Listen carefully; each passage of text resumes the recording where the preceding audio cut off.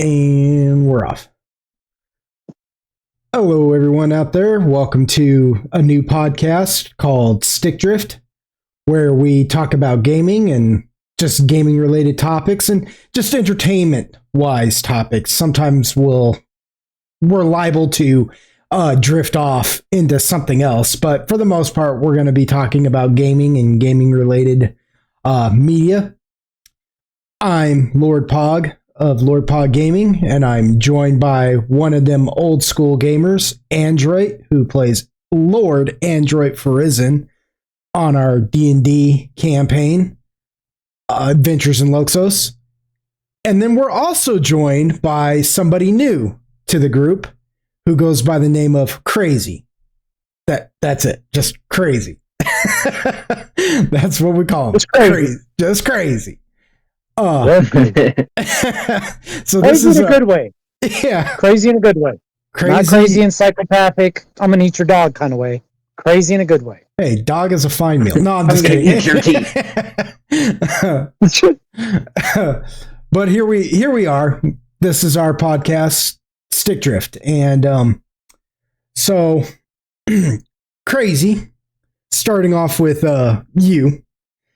So what is the nominations for the game of the year? Because we were talking about this earlier, and I admittedly have already forgotten all of them. The only thing I remember is the fact that Arc Raiders isn't one of them.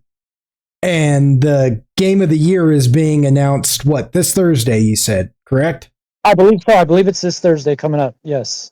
All right. So, it should be a good one because I think they're gonna show some upcoming games. Well, they do this every year. You know, they show some upcoming games and stuff.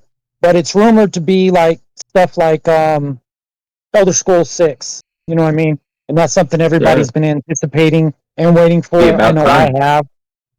What's that? So it'd be about time, sorry. Oh, yeah, for sure. We've seen, I think 3 presidents? Yeah, I mean, it's been decades. We've been through 16 elections. Yeah, I mean, geez. But games like that, GTA 6 and, Red Dead Redemption, everybody's waiting for the next one, and it seems like they milk it for all they can, and then they finally put something out. It's going to be like Skyrim remastered or something stupid. Yeah. Like, how many Skyrims have been released already? I mean, didn't that come out on the Xbox One and the PlayStation 4? Skyrim? Yeah, I believe it was on PlayStation 4. Oh, it was older than that. It was 360 and PS3. It came out in 2011. Yeah, I couldn't remember if it was on 360, but yeah, I mean, it's been that long. Oh, yeah, 2011. I had 11. I had it on PS4, so I didn't know if it came out for PS3 or not. So, I've had it on. I think I've had it on every Xbox console that I have. I think it's been, I think it's on some of my PlayStations as well. So, I mean, mod wise, Skyrim has re-released itself. I don't know how many times. Mod wise, it's reinvented itself. I don't know how many times. Enough times that you can literally make it an entirely different game if you want to. In fact, Skyrim on the Alexa. Yeah. In fact, there was one Skyrim mod that was so popular it became its own game. Like they now have it on Steam entirely as its own game. I can't remember what it's like the Forgotten something. Yeah, Forgotten Isles, something like that. It's something like that. I mean, it's not even an Elder Scrolls thing. Hold on. I'll Google it real quick. Yeah, because you're you're down in that dungeon, and there are those they're almost like weeping angels from Doctor Who, I think, but they're like bronze statues or something. And you got to go through this whole murder mystery, and I think there's some time travel shenanigans. It's a crazy little mod, man. I remember when that came out, I watched a little playthrough of it, and when they announced the full game, I was kind of shocked because it's not very often that you see something that just starts out as a mod turn into a full-fledged game. You're right. It's called Forgotten Stories Enderall. It's a complete... Jeez, man, I'm gonna have to get a PC so I can play these things. Yeah, it's the most prominent example of my AI overview, because AI is, taking over. Because it's the devil. The most prominent example It sure is.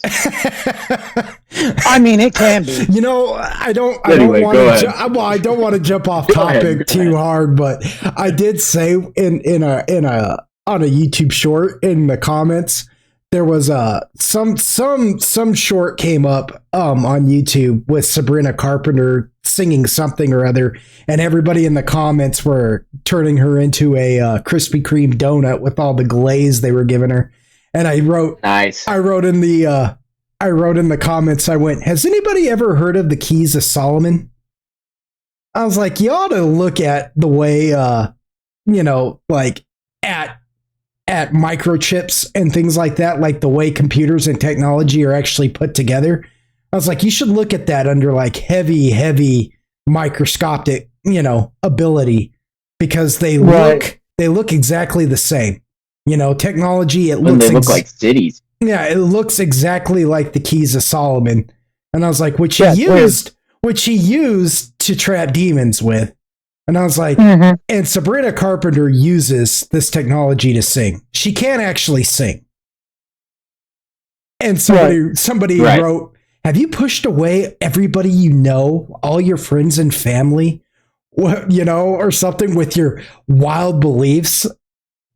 And they said something to that effect, to which, and I took a screenshot of it because, so I'm going to look this up real quick, because my response to that was, I responded to them promptly by saying, oh, where did I put it?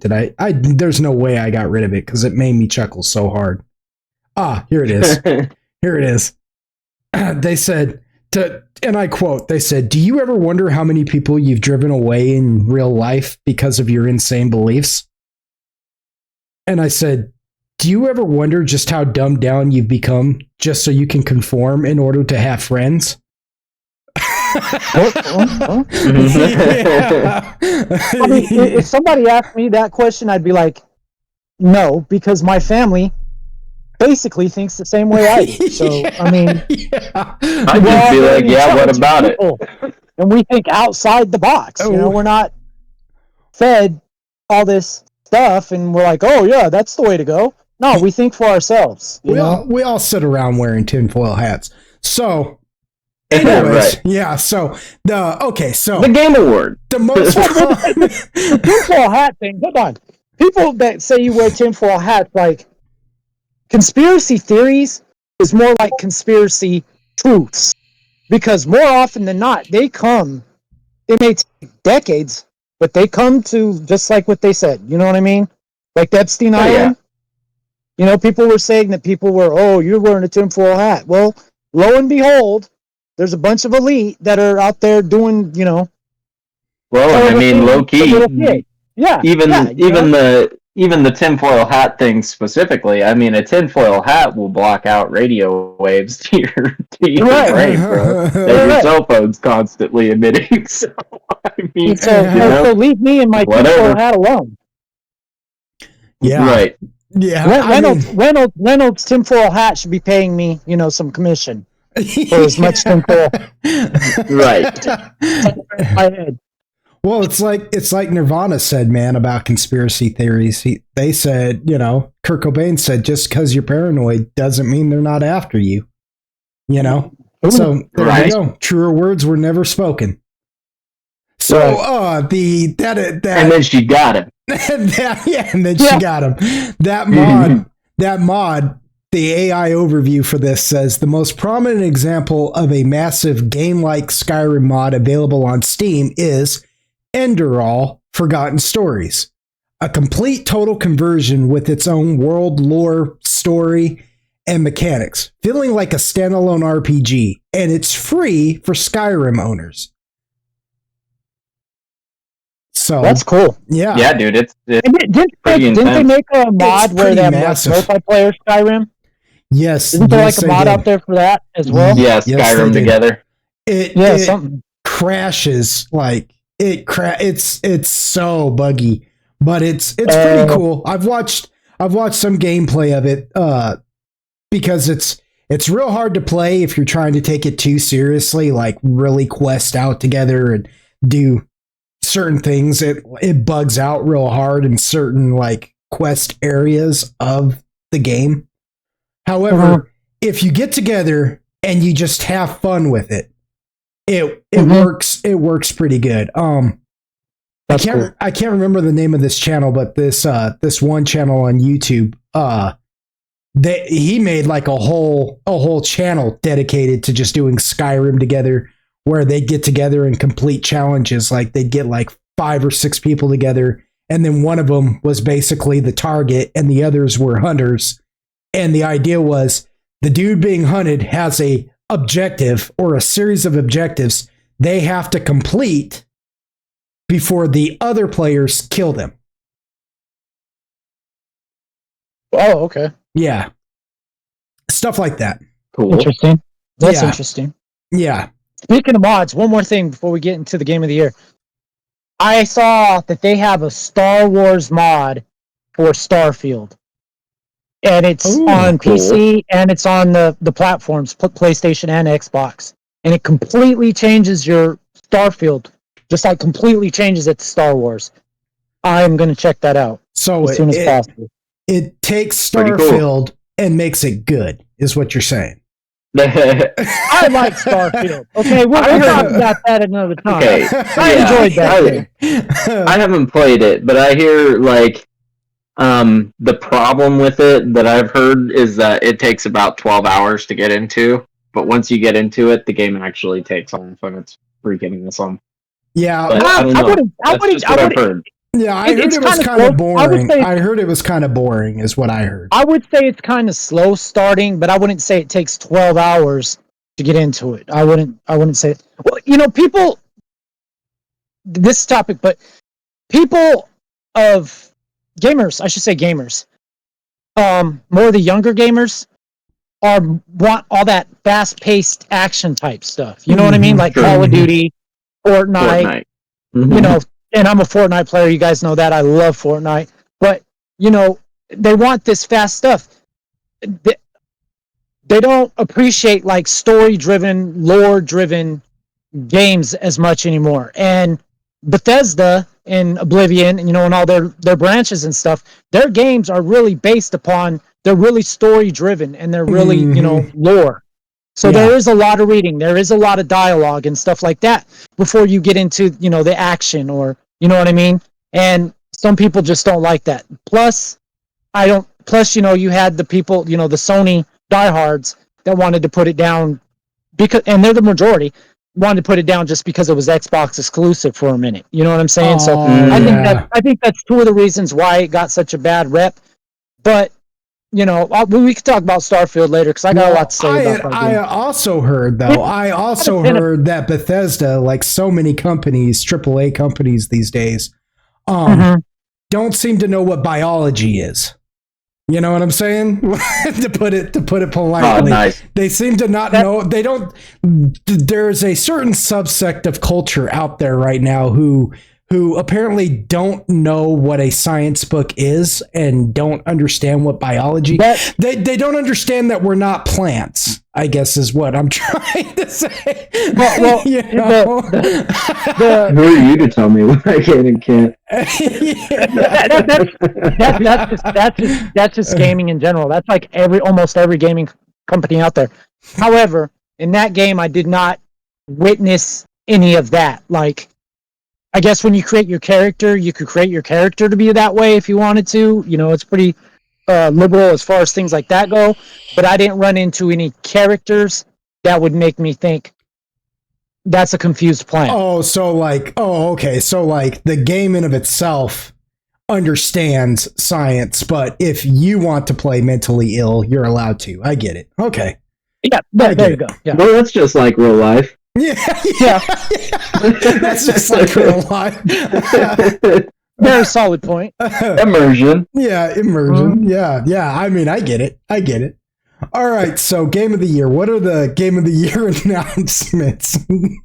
So just talking about Game of the Year alone and not Best Game Direction or anything like that, the Game of the Year nominees are Clair Obscur Expedition 33, Woo! Death Stranding 2 On the Beach, Donkey Kong Bonanza, Hades 2, Hollow Knight Silk Song, and Kingdom Come Deliverance 2. Woo! Those are your Game of the Year nominees. I must say that I have not played a single one of these. That's not to say that they're bad, just personally, I haven't played any of them. Right. I have big eyes on Silk Song for sure, just because, I played the first Hollow Knight. Right. I would like to play Death Stranding too. Really, I wouldn't mind playing all of these games on the list, but the ones that I would like to play the most are Silk Song and Clair Obscur, because I've heard nothing but good things about that game. Yeah. Okay. From music to design to direction, whatever. Like, I have heard nothing but solid things about that game. I've played a demo of Kingdom Come. And that wasn't anything, like, it was pretty freaking cool, the demo I played, but it was like nothing worth like making a video about. And a buddy of mine let me try Expedition 33, which was pretty solid of him, considering, like, it's not like one of those games where you could just hand off the control. It's not like Halo, right? Where you just hand off the controller. Right. You're like, RPG. go shoot things. Yeah, they're like, yo, you could try it, and they're pretty much putting their life into my hands, and I don't know what I'm doing, but what I did of it, it was pretty cool. So I know those two games are pretty solid games, for sure. Right. I mean, they're solid. I have played. I'm just going to call it E33 because Clair Obscur Expedition 33 so much to say, and probably going to be talking about it a lot in this podcast. And really, quite frankly, I'm just lazy to say all that. So E33 I've played and I beat it already. Hollow Knight Silk Song I have on my to-do list. The other ones I haven't played, but I am definitely going to play Death Stranding 2 because I love the first one. And I want to try out Kingdom Come Deliverance 2 because from what I understand, it's an RPG. And I think RPG is probably my favorite genre of when playing gaming because I'm just into that. They're very story-driven, and I'm a story-driven type gamer. E30. Go ahead. No, fine. Oh, but E33, like you said, it would be hard to hand that controller off because every single person is going to play this game differently. You know what I'm saying? Every person is going to have a different strategy for how they do things. You know what I mean? Because it's like, it's a JRPG, so, it's turn-based, but you also have stuff like parrying and stuff like that, like in Souls game. Mm-hmm. You know what I'm saying? With the attacks. It kind of like the old school Super Mario RPG. Remember old school Super Mario RPG? Where right. So when the thing would attack you or whatever, you'd have to hit the B button or A button, whatever it was, to kind of block it. You know what I mean? You're kind of doing the same thing, only it's far more intricate. And, the magic is far more intricate. And did either one of you guys like Final Fantasy VII? Yeah. The interface of it reminds me a lot of Persona also, from what I've seen of it. Yeah, kind of it is. Well, it's kind of like the old school Final Fantasy VII, not the remake, of course. But the old school one, really, really souped up. As far as like, getting the different things that you're going to need to battle these characters and, formulating your strategy. You know what I'm saying? Final Fantasy VII was pretty ahead of its time. And in E33, I think gets a lot of influence from that, as well as things like Dark Souls, the Souls games and stuff like that. And it is, without a doubt, a 10 of 10. It is probably the best game I've played in about 5 years. Dang. It is nice. It is that good. Yeah, I thought it was everything from the gameplay to the story. Like I believe it was Android that mentioned the music, the graphics.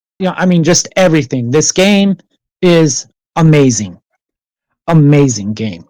I thought it was pretty beautiful and involved. Again, I only played for like just a few minutes because I didn't really know what I was doing. I was getting my buddy slapped around, and I could hear him kind of grunt behind me. He's like standing there trying to explain it to me, and I'm just getting slapped around, and I heard him kind of like, and I realized, oh shoot, if I get him killed, I don't know how much how much progress he's gonna lose on that. So I just jumped up real quick and I went, get it, do it. And he just sat down as quick as he could and just started, trying to like fix what I broke. Yeah. So, I can't give a definitive description of my experience other than the fact that, yes, I agree with the idea that it is very involved. It is very detailed, and you need to pay a lot of attention to what you're doing, because you don't want to you don't want to go in there with no knowledge whatsoever. It's definitely not, like I said, it's not like Halo. It's definitely not one of those games where like, well, you remember when you and our mutual friend, we all played Final Fantasy VII. You remember that? And we marathon that thing and beat it. You remember that? Yes, I do. The reason why we were able to do that is because we all three started from the same spot. We all three learned the same things and were able to pick up with each other. In order to do something like take turns. Yeah, exactly. Android, we would literally you take just turns. had to be there. Yeah, but seriously, like we would go to sleep. Yeah, we would literally go to sleep, and one of us would stay up playing while the other ones were sleeping. And then when the other ones woke up, they'd be like, "I got to go to bed here," and hand it over. Like quickly, explain what this they're and doing. This and this happened. Yeah, the chocobo races. Yeah, the chocobo races. I've been doing that. It's like, why are you doing that? Because you see that over there on the map? Yeah. There's materia right there. We got to get a chocobo that will take us across land, sea, and freaking mountains to get into there. And there's something special over there. We got to get that. And it's like, okay, we'd wake up and give a report of what we did. Yeah. So we could get caught up, and then one of us would take over. Yeah. Yeah. And, I think we spent like a few nights just doing chocobo races. All three of us just doing chocobo races to get that perfect chocobo. Expedition 33 is going to be a lot like that. Like if you're going to play it with a friend, your friend needs to be there from day one to learn everything the same way you do. Because when I first started, I was terrible at like parrying and stuff like that. You know what I mean? Like it was awful. I was getting my butt handed to me every time I turned around. By the end of the game, I was parrying and dodging and everything else. That's another thing. When you fight, you can parry on some bosses or dodge them or whatever, but on some bosses or some fights, you're not going to be able to parry. I don't care how hard you try, you're probably not going to be able to parry. You're going to have to just dodge and then parry, or vice versa.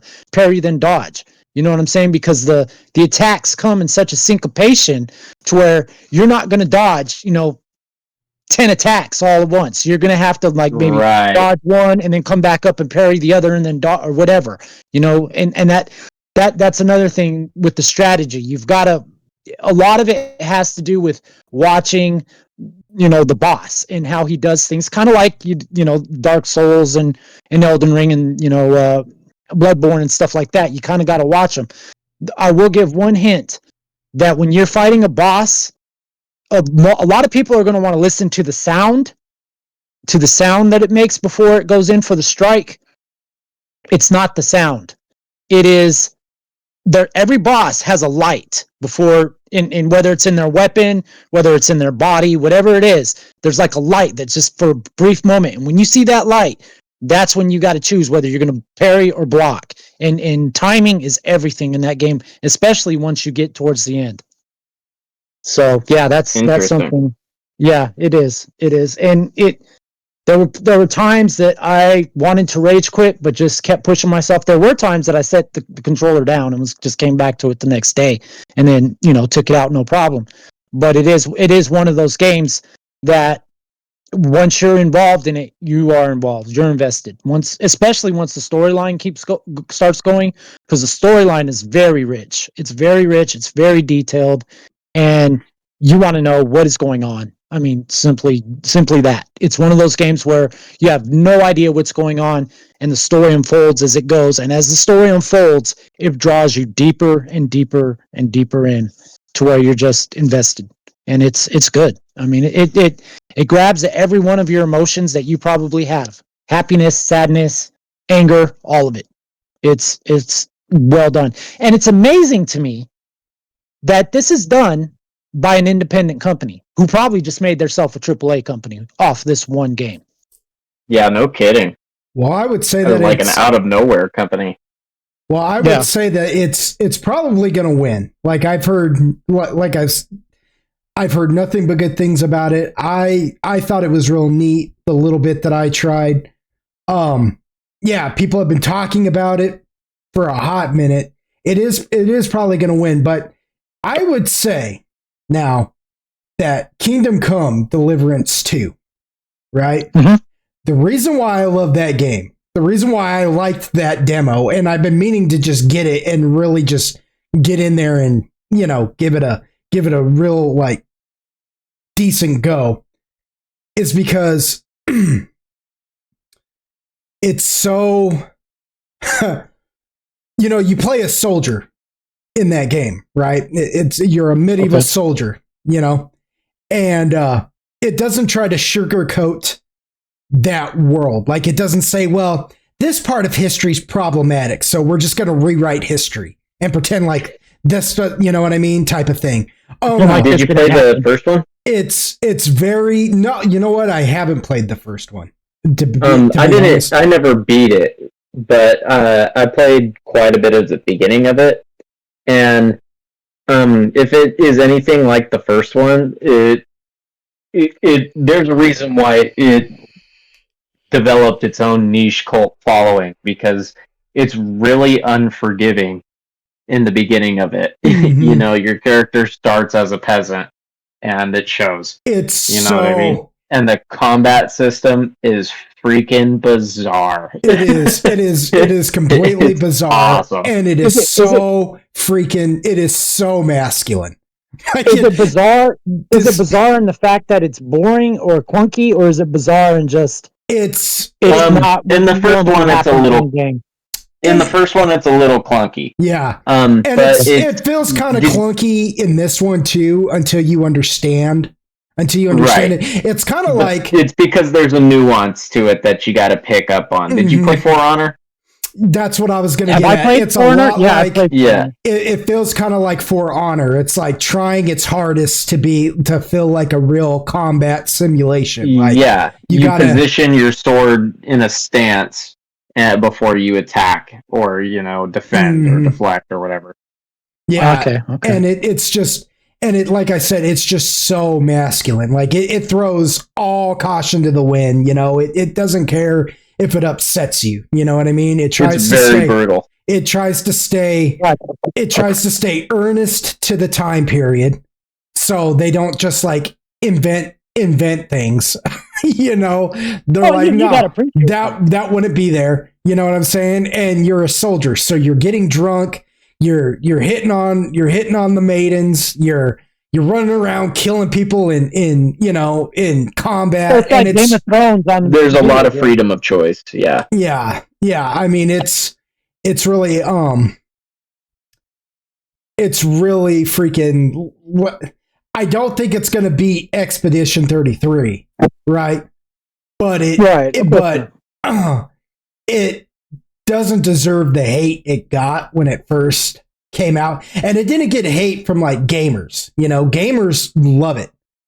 Right. It got a lot of hate from like places like IGN and stuff like that. Which IGN, IGN, you can't spell ignorant without IGN. You know what I'm saying? So, IGN's just a plug, a trash company. Yeah. For the lack of better words, they're just a plug. They're garbage. A plant. That's how much for a plant. They're like We call them government plant, but not the government. We call them shills. They're shills. That's what they are. Them, Kotaku, all of them. They're all shills. They'll give games like Gone Home, which is just a glorified walking simulator that has a trash storyline and a trash protagonist. Like a 10 out of 10. But they'll hardly talk about Where Winds Meet, because Where Winds Meet doesn't sugarcoat its storyline or its lore, or doesn't try to rewrite history. You know what I'm saying? Type of thing. Right. Stuff like that. Neither does Kingdom Come. So that's, I would say. What did IGN give Kingdom Come, I wonder? Oh, I have no idea. I don't even really know if they covered it wholeheartedly, if I'm being honest with you. Because I'm gonna look that up while you guys are talking. They hardly covered Where Winds Meet, but we won't get into Where Winds Meet right now. But I'm just giving a shout out to that game because it's you guys know it's my new obsession right now. But it's like I showed you guys, that's a free game, and look at all the stuff in it. It's crazy. It's crazy that they blessed us with that much, material, and they're like, oh, and it's free. Go ahead. Go ahead and play. IGN gave Kingdom Come 2 a 9 out of 10. Ooh. Nice. Ooh. They knew they would get a lot of fire for not giving it any higher. Yeah, because they had... people are opening their eyes to this type of stuff. Like, you can look at games like Assassin's Creed Shadows and, Ghost of Yotei and stuff like that. And they can sit there and they can say all these great things about it. And, it sold great and everything else. But the fact of the matter is it really didn't. No, they didn't. I mean? They didn't. If it would have sold so great, then Ubisoft wouldn't have had to, sell part of itself to Tencent. Mm-hmm. You know what I mean? That was their defining game on whether or not they were going to continue on as Ubisoft or have to partnership with Tencent. It didn't do well enough, and now they've had to, partnership with Tencent. Not only that, people got, part of the company got fed up with Ubisoft and went and made E33. That who made it was people who left Ubisoft. They went and made E33, and we see what happened there. They said, "What would happen if we made a good game?" Yeah. What would happen if we made a good game? Yeah, it's with no crazy. Politics and no agenda, just a good game. Yeah. It really, it is amazing to see the heat death of so many beloved franchises that have. In the last 4 years, 2019 was probably the last good year we've had for movies and games and things like that, where good to decent to great stuff was coming out. You know what I mean? Some of it was bad. There ain't going to be a year in gaming where you're you know what I mean, where you're not going to have terrible games. Or terrible movies or terrible music or whatever. But, then, certain people got together and said, well, what if we do a social experiment and they released COVID on the world and we all got stuck in our houses and they thought they were going to brainwash us with all their media, all their agenda, as the Critical Drinker likes to call it, the message.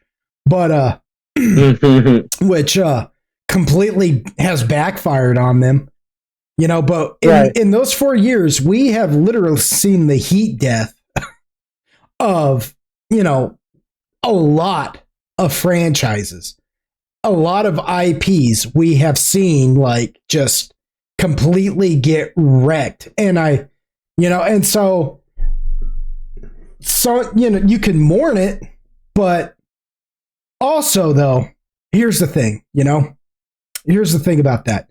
When stuff like that happens, it's so new things can come about. It's like you just said, Ubisoft, people in Ubisoft got sick of Ubisoft, which is understandable.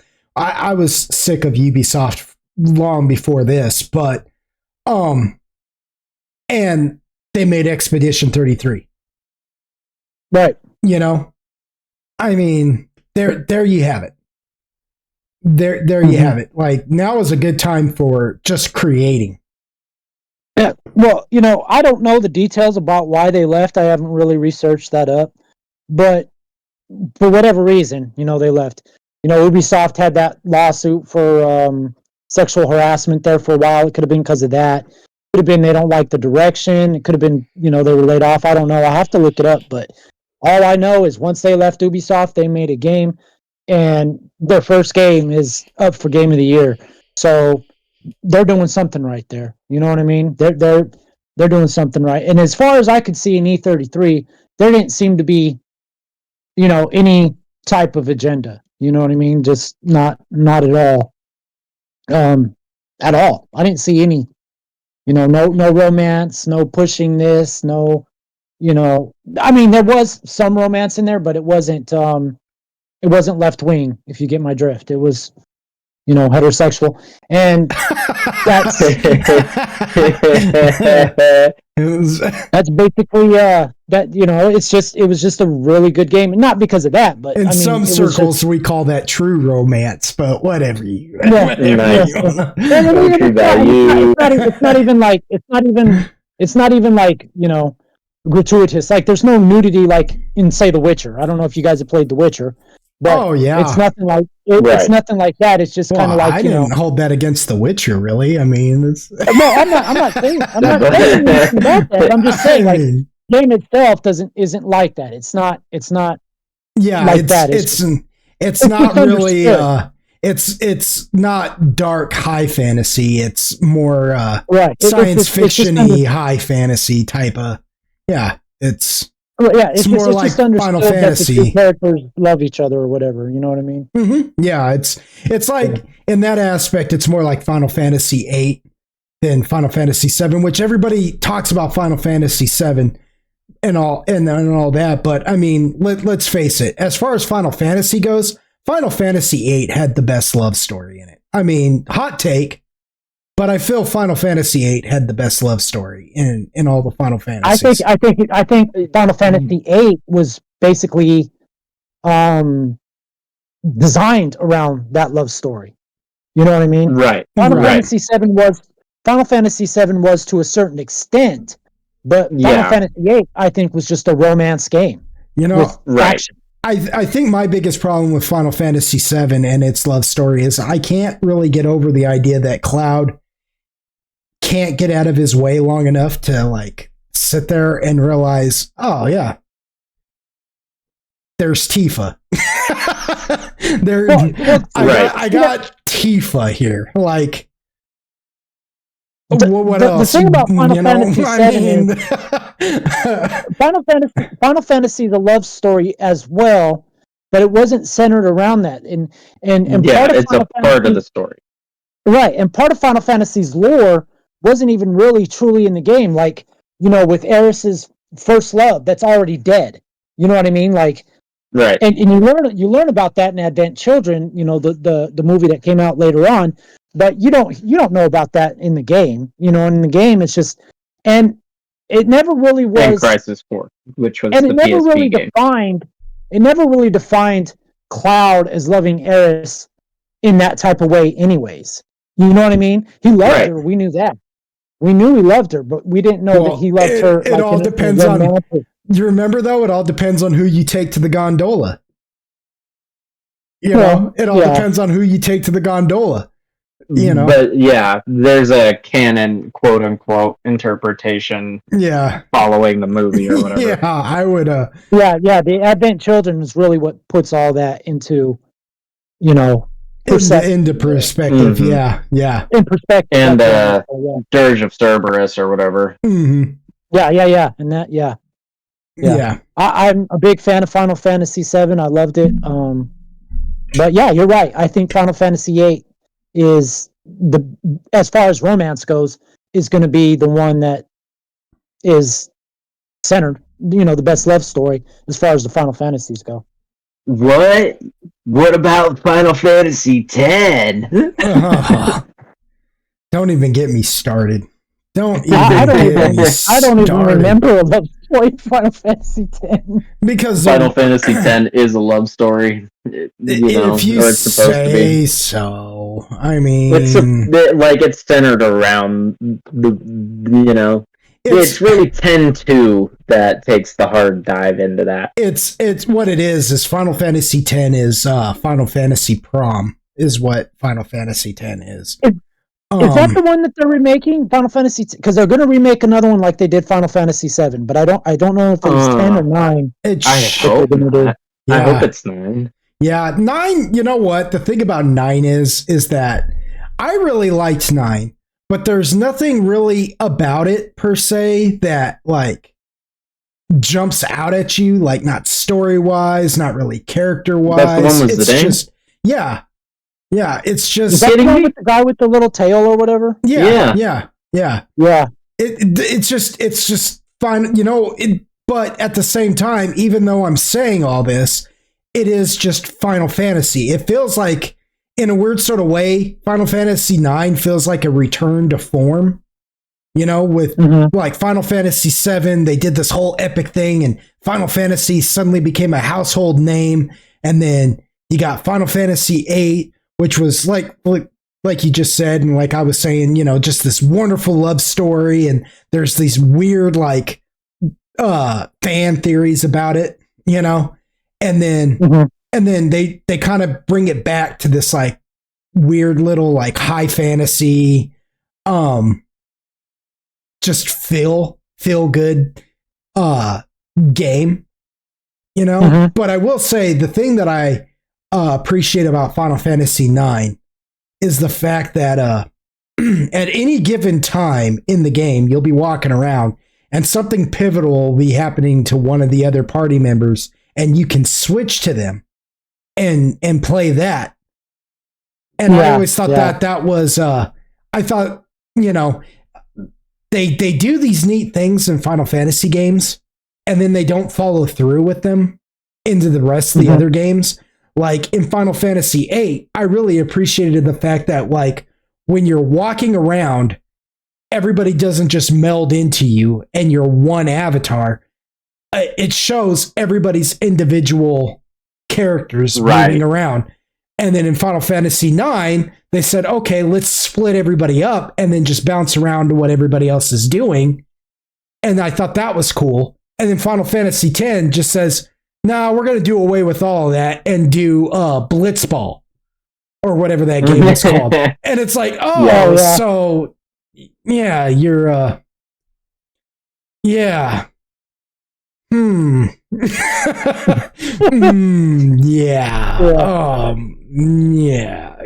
Like what the heck? We're like, it'll be so cool because then you can run around and recruit people to play blitzball. And it's like, look, man, I'm not really trying to compete for the World Cup. I just want to, kill things. I want to do like other things, like, yeah. Funner things than blitzball. It was more of a lighthearted game, more so than it was for sure serious and deep, like Final Fantasy VII, for example. Well, 10 gets pretty dark as the deeper it goes. It gets a little bit darker, but it's not.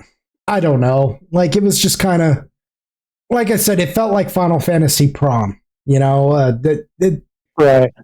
There's definitely a subsect of people who enjoy high fantasy who would appreciate Final Fantasy X. The same people who probably nowadays read that fantasy novel called The Milking Farm or something like that.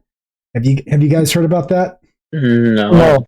I have not. Let me tell you. Sign me up. Let me tell you. I'm going to tell you. Wait, let me make sure I'm getting the name of this novel correctly. Yep, it's called The Milking Farm.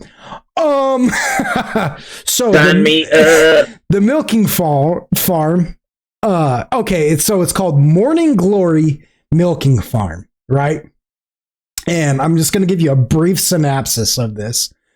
It is like what was that? Sunshine? No, Stardew Valley. That sounds like a Stardew Valley DLC. It's not. It had better not be. Yeah. It had better not be.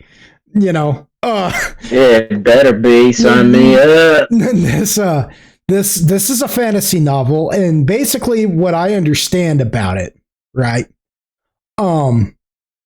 It's high fantasy. It's basically a story about there's some kind of drug or something. It's kind of like a the vitamin taurine, right? That is in like a lot of energy drinks and stuff like that. Yeah. It's kind of that same principle, only because they live in a fantasy world, that vitamin basically, and I could be butchering this a little bit, and somebody might get into the comment section and be like, that's not what it's about. And I'm gonna be like, you read this? Right. Let me, that there's a website where you can find a therapist, right? But yeah, the only way to get this vitamin is from a minotaur. And I don't know if you guys know where the vitamin taurine comes from, but it's an extract. It's an extract from minotaur. No, it's an extract from bull baby batter. We'll call it baby batter. I was gonna say. Yeah, well, it's the same sort of thing with these minotaurs, right? But the minotaurs are sentient beings. They, you know what I mean? Well, hold on a second. Did you just say taurine is an extract from bull baby matter? Baby batter, yeah. Yeah. Baby batter? Yeah. It's I'm never gonna put that in my mouth again. Yeah. I'm gonna look at everything. Does this have taurine in it? Because if it does, at least that's what I heard. Okay. I heard that like a long time ago. Now it could be the same thing as what they were saying about Mountain Dew. Remember, for the longest time, they were like, yellow dye shrinks your, so it could be that could all be a lie. But in this story, it's not. It does come from the thing that they're trying to get comes from minotaur baby batter. Yes. And the only way to get it is to have young women come and, extract it. Flog the log to get it. Okay. And that's the whole point of the story is this girl, her wild adventure on the milking farm to the minotaur. Yeah. And women and this book is targeted at young women. Yeah. So swag. Yeah, it's like the high fantasy version of what was that one book, that was like this whole thing for a while called Shades of Grey or something like that, Oh, 50 Shades of Grey. Yeah, that's what it was, 50 Shades of Grey. The book where they were like, it's okay if a man abuses you as long as he's wealthy is basically what that book is pushing. The idea, like, to give that a brief synopsis. No kidding. It's okay if a man chains you up and whips you half to death and blah, blah, blah, because he's got money. Yeah, so that's basically what this is. This is the high fantasy Shades of Grey. And, yeah, so that, for whatever reason, is like, to me, the subsect of people who look at Final Fantasy X and say, that's the best in the series. It's like, yeah, no, not at all. It's Final Fantasy X is the milking farm of, the Final Fantasy franchise. Yeah, no thanks. I'm gonna have to pass on that one, big dog. Yeah, it's gonna be a no for me, dog. Yeah, I mean, I got other things to do, like watch this grass grow in my yard. That's far more important. To be fair, I mean, Final Fantasy X does have like real memorable characters in it. Kilmari, his whole shtick is pretty cool. If you know how to like gear him out, he becomes a freaking animal and stuff like that. I mean, it's got its cool elements. Lulu's pretty. Well, she's just Lulu, but it's just Lulu. Yeah. It's got its aspects in it, That chick? Huh? Lulu's the magician. Lulu? Yeah, she's the magician. She's the one that's always walking around with like a stuffed animal. Oh. I'm confusing characters. Yeah, look her up. It's easy to do when it comes to Final Fantasy. Look her up. Yeah, no kidding. She's Lulu. But it's it's got its memorable moments, and it's all right, but it's just, if you were gonna give it a comparison, it is definitely the milking farm of the Final Fantasy franchise. It's just it's no bueno in that aspect. Like, I'm not playing that and saying to myself, "Oh, this is the best one." Right. This is the best one. In fact, I think Final Fantasy X was the last Final Fantasy I really played. I think 9 was for me, because I don't think I ever played Final Fantasy. Well, I shouldn't say the last one I ever played, but I know I skipped like 10, 11, 12. I think I played a little bit of 13. I don't remember. And, I just kind of lost interest, I guess, in the Final Fantasies. I played the Final Fantasy VII Remastered, the first one. Mm-hmm. I haven't played the second one yet. But I played the first one, and that was fun. That was a pretty good game. Yeah, I liked the first one. I haven't played the second one. Well, how many Final Fantasies are there now? Like 15? Is that what was that the last one? 16. 16. Oh. Yeah. But one of my friends is really into Final Fantasy. Matter of fact, I think he just bought 16. I need to talk to him and find out. I've heard 16's really good, actually. Was 15 the one where, like, it's all the dudes riding around in a car? Yeah. And motorcycles, I think. Yeah. Okay. 15. Okay, so 15 was good. It just apparently didn't follow up on the promises that they made for it in production. So people who followed the production, the development cycle, were really pissed off about it and hated it. The people that played it afterwards that were late to the show were like, "Man, this game's cool." Yeah, I played a little bit of that one. That one was actually pretty fun. These game companies don't need to hype up a game if they're not going to deliver it the way that they're saying it. Yeah, that's true. Well, Cyberpunk did that. Well, you know what? Cyberpunk didn't actually do that. Like, they did, but they didn't. There was, I watched this whole thing about that, right? I watched the whole thing about that. And it was the marketing team that effed everything up. They effed everything up. Because and they released a broken game. I mean, I was going to say, to an extent, because when I bought Cyberpunk day one, because CD Projekt Red, I like their games. I mean, I do. Right. They're fun games, and again, they have a good story. They have pretty. They have a lot of options. You know what I mean, in the game. And so I bought that day one, and I'm driving down the road, and all the cars are just staying at a standstill. So it's like I'm just passing all these inanimate objects. It was real buggy. It was real buggy. Yeah, it was super buggy. I mean, they patched it up, and it got better then. But you don't release a game when it's in that state. You know what I mean? That you're doomed to fail. The wife, she went out and got that for me. I had no idea she was going to go get that. She just asked. Mm-hmm. She asked me one day. She goes, "Have you heard of that game Cyberpunk? It's supposed to be new and really good." And I don't know how she found out about it. And I was like, "Yeah, but I've heard some problems about it and yada, yada, yada." And she goes, "Oh, you don't want it?" I went, "Well, I mean, I wouldn't mind trying it, but I'm not going to go out of my way to get it right now." And then she like busts it out. She goes, "I already got it for you." And I was like, "Well, shoot, all right, let's try it," And yeah, like, what up, gangsta? Yeah, I was like, yeah, and it was disgusting. Another buddy of mine who I call Prophet, right? He was playing it on his PC. I was still playing on PlayStation 4 at that time. He went and tried it on PC, and he couldn't get past that moment when you're in the bar talking to the girl. I can't remember the whole instance. But your homeboy hasn't died yet, Oh, yeah. And you're at the bar and you got to get, that's towards the beginning of the game. He couldn't, he glitched. So he started all over again, would glitch and get stuck there. He never got further into the game beyond that. And I said, boy, that really sucks, man. Because I mean, beyond that, it's all right. It's got its moments. And I start telling him about it. And he goes, "Oh, well, yeah, that does sound like fun. It's just a shame I can't play it, I read that PlayStation and Sony systems were having a lot of problems, and people were getting their refunds and stuff.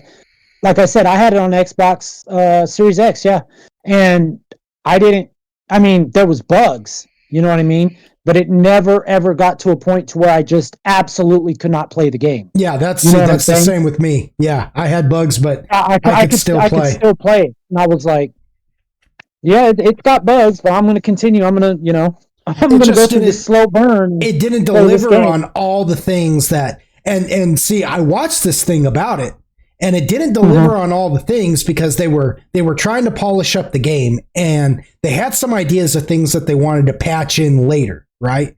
And the marketing team got a hold of that, and at like it was like E3 or something, the one gaming deal, I don't remember which one it was, but where Keanu Reeves got out there and promoted the game because he's in the game. He got out there and promoted the game. The marketing team told him everything to say, and so he went out there and just started telling all the things that weren't supposed to come at the beginning of the game. You know what I mean? Right. That they were going to patch in, and he just promised it all right then and there. And the developing team were just like looking at the marketing team like, why would you do that? Why are you? Yeah. So, and then their time frame to get the game out got limited, and that's why it came out such a buggy mess. Had they done it the way they originally planned and just started patching things in as it went, it would have been a way better game. It would have been a way better game, But they ran out of time.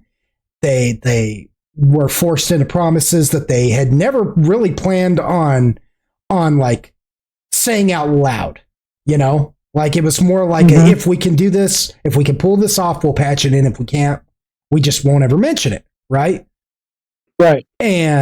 But then, they had Keanu Reeves get out there and say, you guys want to play multiplayer? Yeah. You guys want to be able to go anywhere and do anything? Yeah. You want to punch the devil in the face? Yeah. All right. We're going to send you straight to hell type of thing. You know what I mean? And that just hyped it. Yeah. Basically is what happened. And I can remember, funny story. You gave it the Fable treatment. Yeah, I basically got pretty far into that game, and then there's a really raunchy scene between Keanu Reeves when you're playing his memory between him and his girlfriend. Real raunchy scene. And I remember sitting there just like watching it go down, and I'm like looking around like, am I the only one in here? Or, and then the missus comes in and she's like talking to me. She's not even paying attention. And I'm just like, like keeping eye contact with her, because if I look away, she's going to wonder what I'm looking at. And then so I'm like paying attention to her, like, yeah, you got my total attention. Please don't look at the TV. You know what I mean? Right. And then, Tyrone, that's the code name for, our son. Call him Tyrone Hatebad because he was Tyrone Hatebad when he was playing D&D with us. That was his character's name. Funny story. So he comes in. Great story behind that. Yeah, great story behind that. But hold on. He comes in and he just looks at the TV and goes, what is this? And just gets everybody's attention on it. And I'm just looking at him like, why would you do that? What a Tyrone Hatebad move. Yeah, and then, naturally the missus looks at it and she's like, what are you watching? What are you playing? And I'm like, oh, I'm just playing the game. You bought me. You bought me? Yep. I was like, I had no choice in this. This is just a cutscene. This is what was going to happen regardless of what I chose. You mean to tell me you bought me? Yeah, you mean to tell me you couldn't bypass any of this and blah blah blah? And I was like, no, that's Keanu Reeves. If you were Keanu Reeves, would you bypass that? I mean, come on. Yeah, would you bypass this? He's Keanu Reeves. That's Johnny Silverhand. Of course he's not saying no. So that's Neo in a video game. Like, no. Yeah, so that's a little lore behind Tyrone Hatebad. He's that's my son, and he's a bit of a hater. He's a bit of a hate bad. He's a bit of a hate bad.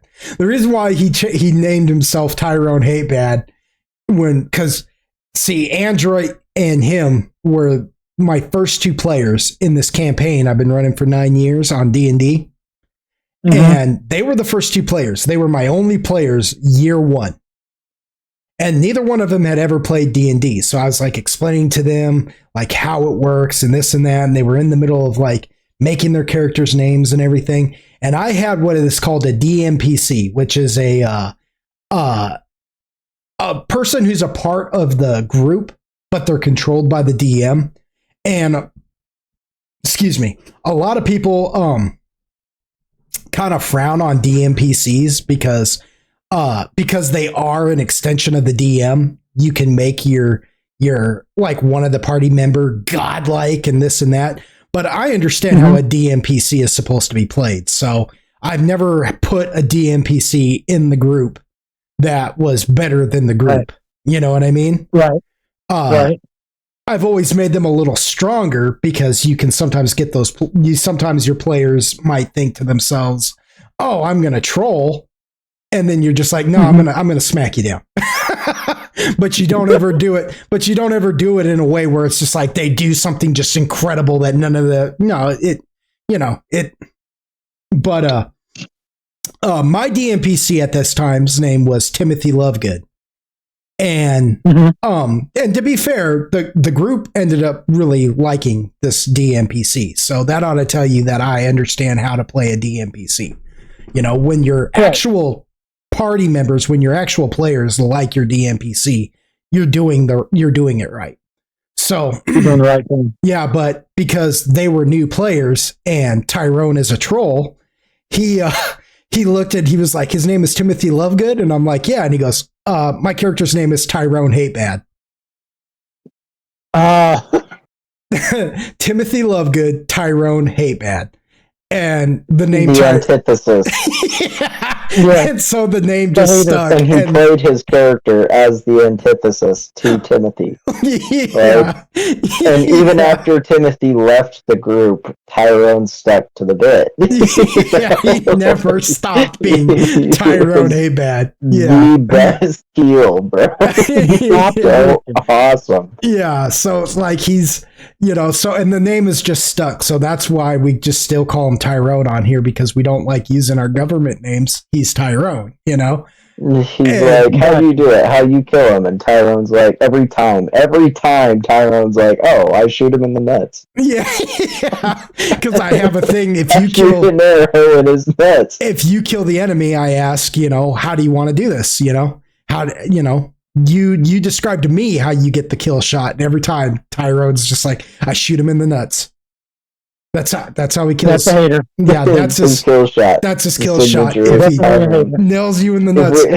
If we find somebody in there, like some corpse and their testicles are mysteriously missing, I'm going to immediately assume that Tyrone has been here.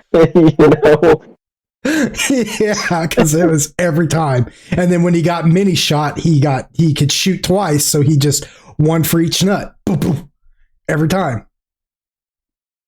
Like, man, the worst way to go. Yeah, so that's pretty creative. I mean, and sticking to it. I mean, that's dedication. He never stopped being Tyrone. Never. Chaotic neutral as hell. Definitely. Yeah, chaotic neutral. That, yep. So while we're talking, let's talk about games. Okay, so I want to talk about buttered sausage. The game of the year, I mean, I would ask, what do you think should be game of the year, but you guys haven't played any of these, so for me, it would definitely be E33. I mean, E33, as far as I'm concerned, like I said, for the past 5 years, could win game of the year for me. That is a 10 of 10 game. I personally, because I've only tried a little bit of Expedition and did a demo of Kingdom Come. I played a little bit more of Kingdom Come, so I really like Kingdom Come. But what I think is going to win is Expedition. I think Expedition 33 is going to win. I mean, people I think love that game. And this isn't the only thing that it's up for. It's up for like lots of stuff. I was looking at the categories. Yeah, almost every single one has E33 in it. I think it's going to sweep. I mean, because everybody loves the game. And I was skeptical about the game at first. Like, I'd be on Facebook or Twitter or whatever, and everybody, is just hooting and hollering about this game. And I'm like, it's a JRPG. Like, how good can it possibly be? So I left it on the to-do list for the longest time, and then finally I was like, all right, I'm going to try this out. And I was you don't hooked. even know. Like, okay, they were right. They were right. Well, I'll say this. I don't think E33 is going to win in like any category that it's going up against Ghost of Yotai. But not because, hear me out. Not because Ghost of Yotai is any good. In fact, it is dog crap. And Sucker Punch, the same studio that made Infamous. And I love the Infamous franchise. I loved it. I even loved the vampire DLC, the Blood Night or Blood Moon. That's my favorite one. Festival of Blood. Yeah, Festival of Blood. I love Pikachu. Take notes. Yeah, bro. Yeah, but however, Festival of Blood is goated. Because gaming awards have become like any other award show, and it makes it all political as opposed to, because if award shows weren't being overly political, then either Frankenstein or Nosferatu would sweep the Academy Awards this year. That I'm just saying.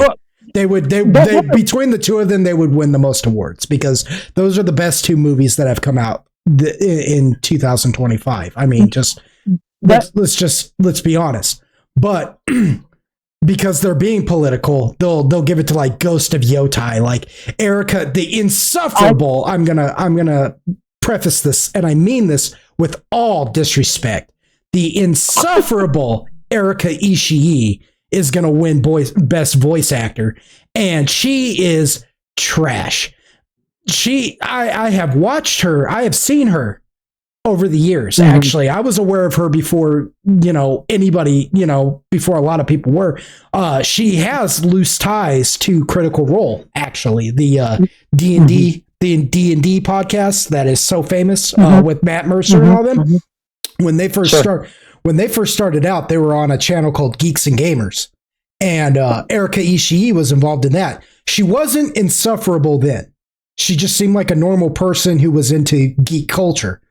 Over the years, she has become the most insufferable person. She got involved in a Vampire the Masquerade podcast, live play podcast called LA by Night, which was pretty freaking good. They had a guy by the name of BD Walters on there, who is one of the people who writes for the game, the World of Darkness franchise as a whole, and great characters, everything. And then she's on there, and her character is the most insufferable character. And I think she let it go to her head, and now she is the most insufferable person. I cannot stand to see her on anything. And they have her on Ghosts of Yotai, and she's made a statement talking about she's Antifa, and it's like, you're not Antifa. You're not Antifa. I'll tell you this right now. Antifa is not even Antifa, because Antifa, you eventually have, if you're going to be a terrorist organization, you're going to eventually have to go to war somehow. And ain't none of you digging ditches. Ain't none of you jumping in trenches and doing any of that. You know what I mean? Like, get over yourself. Not to be too political on it, but you can't be anti-fascist and be a fascist. Precisely. It just doesn't work. That just doesn't work. That's a total contradiction to each other. But yes, Erica Ishii is up for best performance, but she's up against 3 of E33, and she's up against Konatsu Kato for Silent Hill F, and she's up against Troy Baker, Indiana Jones and the Great Circle. For me, like, out of that, for the best performance, just talking about that, believe it or not, I wouldn't go with E33. I'd go with Troy Baker for Indiana Jones and the Great Circle. I'll tell you why. Because when I first started playing Indiana Jones and the Great Circle, I thought it was Harrison Ford. That's as good of a job that he did. It's not Harrison Ford. No, it's not. No, it's not. That's crazy. I did not know until the Game of the Year nominations came out that wasn't Harrison Ford, because he nailed Harrison Ford and he nailed Indiana Jones. He does. Yeah. I mean, he nailed it. Crazy's correct. That was one of the things I heard, because when Indiana Jones first came out, a lot of people had a lot of negative things to say about it, and it's kind of turned itself around on it. And one of the good things I've heard is what Crazy's talking about right now is that dude's voice acting. I mean, you wouldn't know that that's not Harrison Ford. And if you didn't know, you wouldn't know. No kidding. I didn't realize. I just found that out. Now you know. Just now. Yeah, exactly. Like, so yeah, he That's deserves. Crazy. That's a very good point you made about that. He deserves to win, but he's not going to because of politics. And that's just my point, is that insufferable woman does not deserve to even be in a category. That game doesn't deserve anything. Well, you know, to be fair, the chick from Silent Hill, like I haven't played it, but every clip that I've seen of that, she is putting on a phenomenal performance. Well, yeah, but that's Silent Hill. That's not Ghost of Yotai, you know, like. Well, I know. I'm just making a point about like how stiff the competition is in general. It is. Well, yeah. It is. Because everybody on here, I don't know about Erika Ishii because I haven't played Ghost of Yotai and I don't plan to, but every single one on here could justifiably win best performance. They all do good. All the E33s, great. But like I said, Troy Baker is my choice because of what I said. He probably won't get it, but he should. But he should. He should. Yeah, I agree with you. I think he should. I agree with that 100%. I think he should too because of what you're saying. Yeah, very fair argument. The fact that they did turn that game around so hard and made it better. They fixed a lot of the issues that it was having upon launch and really made it a polished game, you know? And like I'm saying, like I totally agree. I just don't think he will because they're like, well, no, we got to make sure Ghost of Yotai walk away with something because of their political stances. And it's like, no, you do make a good point as far as the Game Awards. It's kind of like the Oscars, unfortunately, because I can remember when Ghost of Tsushima came out, which is a great game. Love that game. Yeah. And even the gamers themselves, like it won the popular vote. If we're going to put it into, you know, political terms, it won the popular vote, but they still gave it to, you know, The Last of Us 2 or whatever it was. Yeah, which was dog crap. Last of a game without Joel is not Last of Us. It's not. You know, again, it's political. Well, The Last of Us 2 was a political little story. It preached the message, and so you know, the industry's like, oh, we love it so much, while gamers are like, you killed off Joel. Spoiler alert, if you don't know about Last of Us 2 by now, then, you know, I'm sorry. If you're a gamer and you're listening to this podcast and don't know how The Last of Us 2 went, then you're not really a gamer, because I don't even like The Last of Us. I don't like the first, I mean, I shouldn't say I don't like it. It was a good game, but it wasn't. I'm so glad he and I are on the same page about this. Well, okay, to be fair, though, it tugged at my heartstrings. The very opening of it, and it's good story. I'm gonna call it out right now. The very opening of it, the very beginning of it gripped me and just pulled me into it, because, you know, he's running around, he's trying to protect his daughter in this like really bad situation, and then his daughter, you know, bites it, and I'm sitting there watching this with like my jaw hanging open, like, oh no, because you know, I got my daughter, and I'm just sitting there, and I'm just like, oh man, and it did me in. And the missus, she watched it happen, and she looked and she went, oh, you're gonna have a hard time with this game, aren't you? You know, and I'm just like, I mean, and from that moment on, it became, you know, I don't have a problem with Ellie as a character, because I played the first Last of Us with like my mind hell bent on protecting Ellie, right? It's that's what you're supposed to do. It's what they've done to her character. You know, not just in the game, but on the show, in general. It's just, you know, I didn't even watch. For me, The Last of Us is like a Temu version of The Walking Dead, only not The Walking Dead. Well, I mean, maybe the show, but not the game. Not the game. Fair enough. But the show, Well, yeah, the Walking Dead games suck. Yeah, well we just Telltale doesn't. Well, I Telltale mean, Walking Dead games are awesome. You know, I think I watched PewDiePie play like the end of that, and he was all crying, and I was like, "Are you kidding me?" Like, and you know, you serious? You serious? But here's the thing, about like, The Walking Dead. Yeah, The Walking Dead. Yeah, the Telltale. That almost made me cry. What are you talking about? That is sad.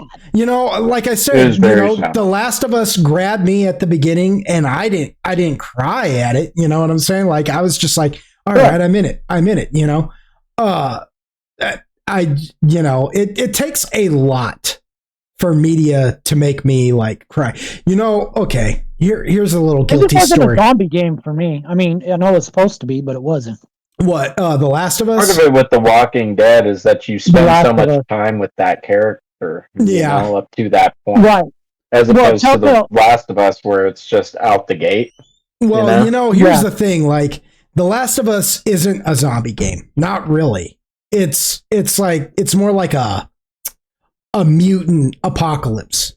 You know, they're not really zombies. They're mutants of some sort. You know, parasitic creatures, people who have contracted a parasite more than like zombie. And you could argue, well, the zombie thing is a parasite too. And it's like, well, I mean, tell me in what lore does a zombie state directly that it's a parasite? The whole mystique behind a zombie apocalypse is the idea that you don't really know where it comes from. Just biological warfare. Yeah, like, well, see, there's that too. That theory gets thrown out, but never once in zombie media does it ever really say that it's biological warfare either. You know, like, not 100% definitively.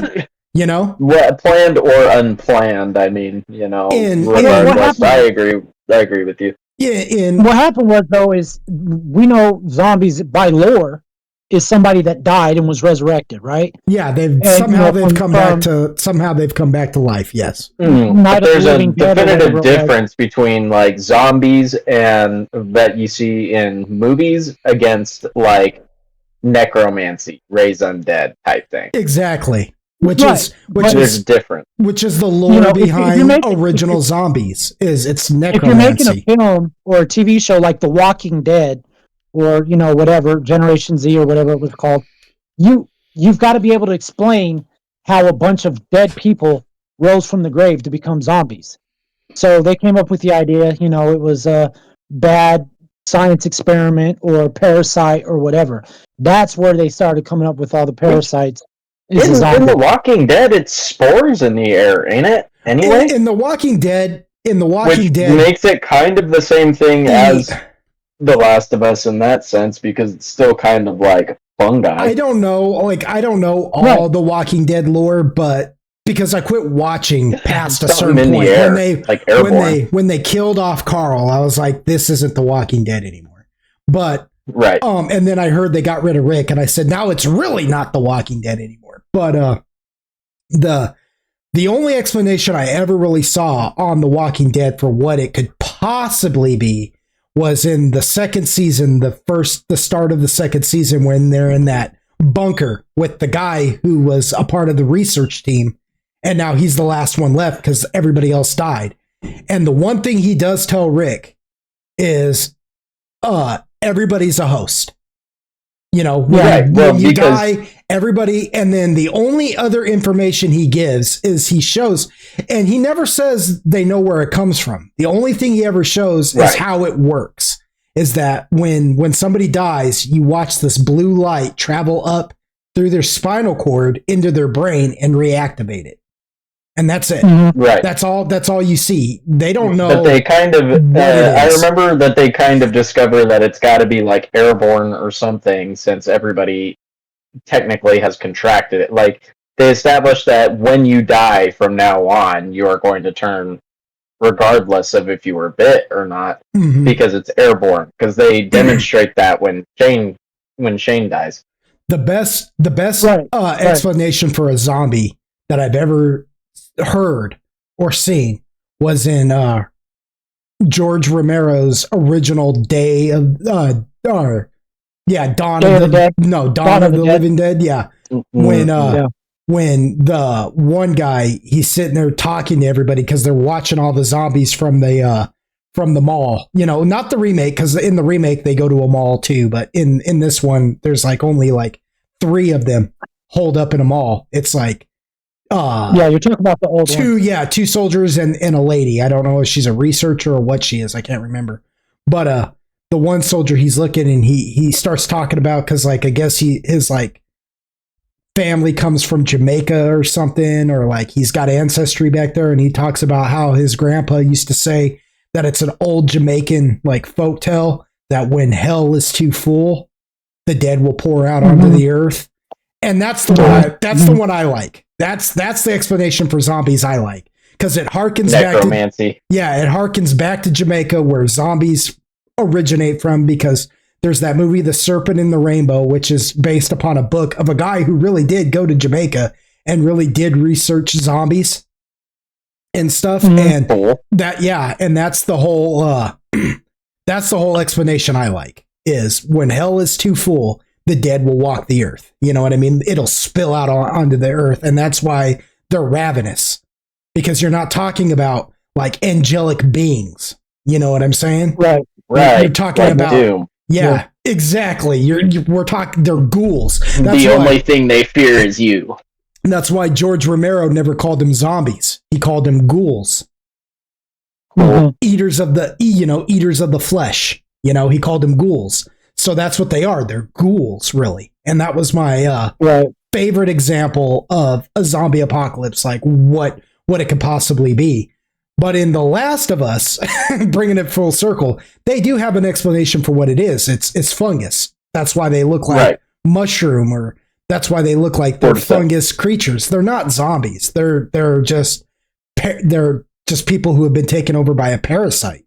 You know what I mean? Or they're not even people anymore. They're just living parasites now. You know? Yeah.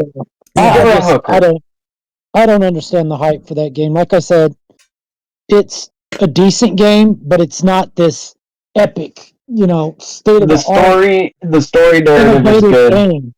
The gameplay is kind of mid, in my opinion. I'm glad we're on the same page. Like, dude, I enjoyed Days Gone a lot more than I did The Last of Us. Days Gone was awesome.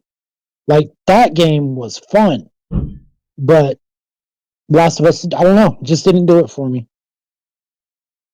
Well, fair enough. And have you guys played Days Gone? No. Is that that's the one where you play the biker, right? Yeah. Yeah. I didn't beat it. I played maybe like a good quarter of the way into the story though. And I really enjoyed what I played of it. That like the gameplay is fun. Like the managing the hordes and stuff, like that's a fun game. I don't know why they don't come out with the sequel. Yeah, you come walking up on a building and then it's just like thousands of zombies just come rushing out at you. Yeah. Like I like that. That as scary as it was, and as much as I turned around and ran for my life, that type of thing is more interesting than hearing a bunch of clicks. You know what I'm saying? Like, dude, it is a fun game, really. I mean, like that was far more innovative than The Last of Us. Fair enough, but it's just not. But that's my point: is that they're not zombies in The Last of Us, and I feel like fair enough. I feel like people are sticking it into the wrong genre. Like if you if you understand what it actually is, then it's a little bit better. Granted, you're right. The gameplay isn't as innovative at all. I mean, it's not extremely innovative, it is all about the story. And because Joel is such a likable protagonist, he's relatable. Yeah. He really is relatable. Like, you're watching this and you think to yourself, yeah, I'd probably end up this way too.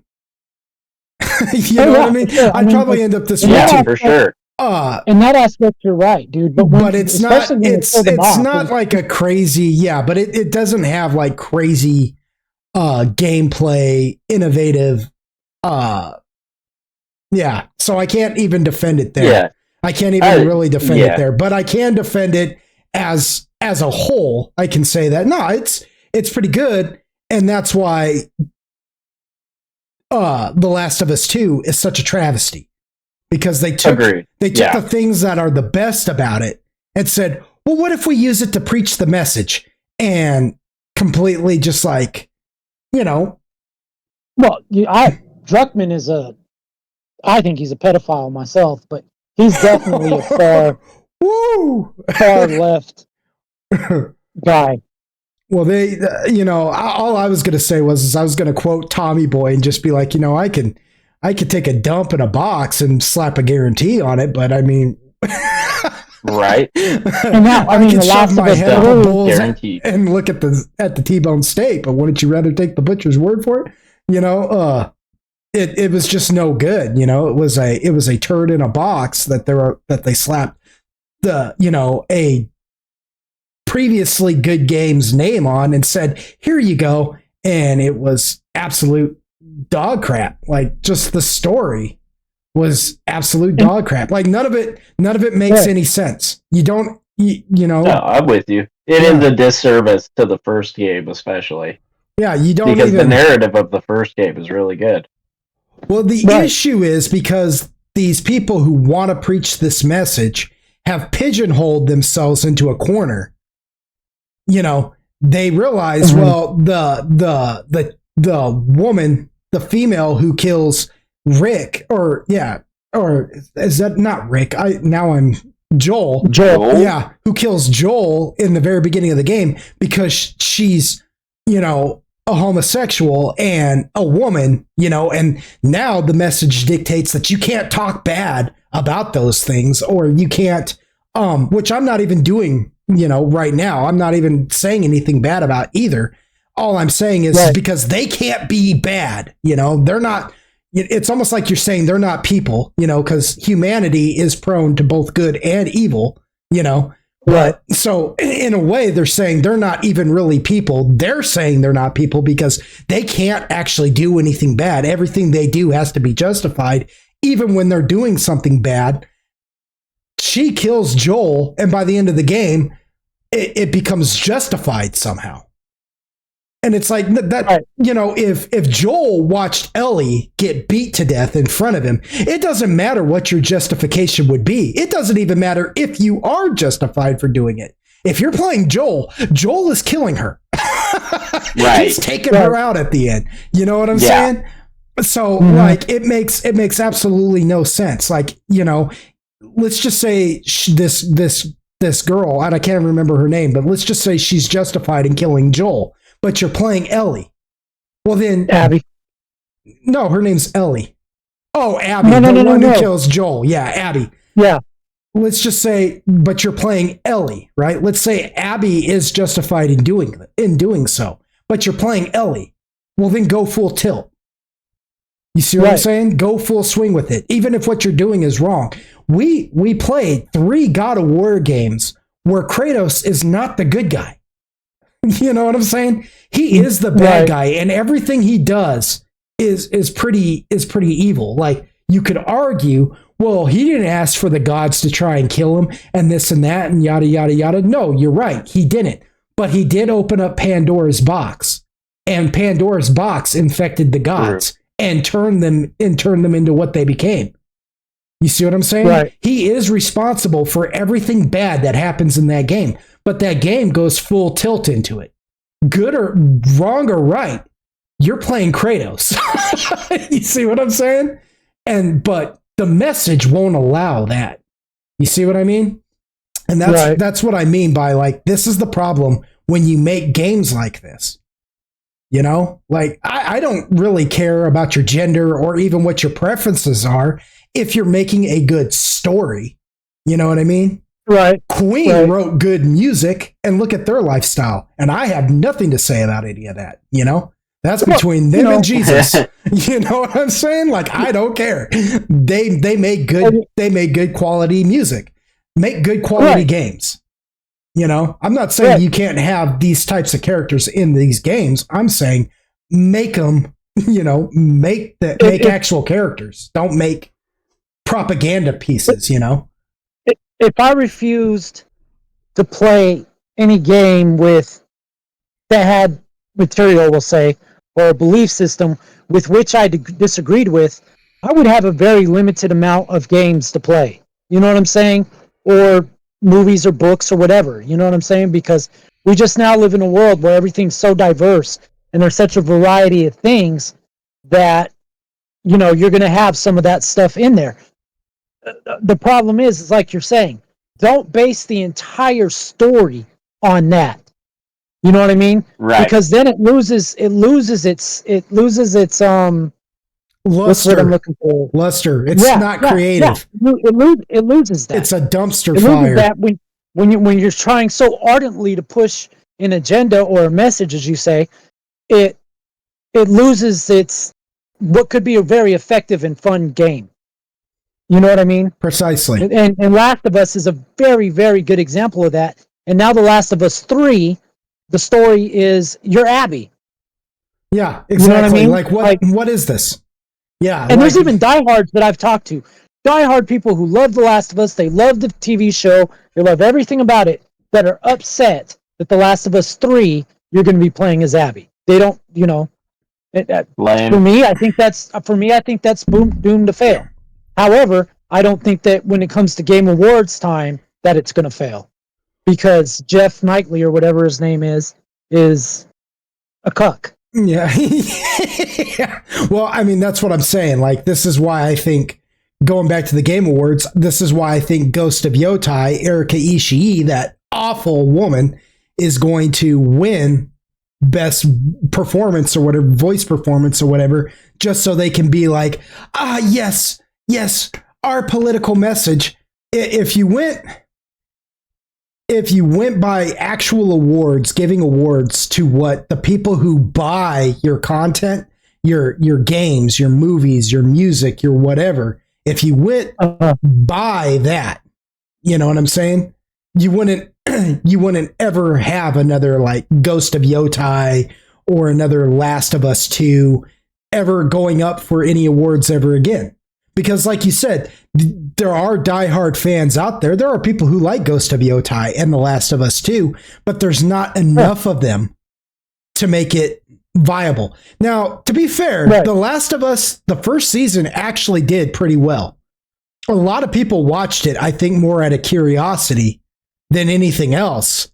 But but see, here's the funny thing. It was like a bait and switch. Most people who watched the show had no real reference to the game. They had no real reference to the game. Yeah. They just watched the show and found it interesting enough, and they all fell in love with Joel's character as well. They all liked Joel's character as well, and then they killed him off in the second season, and they pigeonholed themselves the same way in the game, in the show, that they did in the game. People were like, a show without Joel, you know, what are we, you know, and I can't stand Pedro Pascal. He gets on my dang nerves, but you know, to be fair, he's charismatic enough that he brought the character of Joel, you know, to the show and played it and did a good enough job that people liked him. And then they killed him off. And that was the stupidest thing they could have ever done. They could have looked at what it did to the game and said, we're going to rewrite this. We're going to do like Disney and just completely ignore the comics and do our own Marvel thing. You know what I mean? To be fair, they try.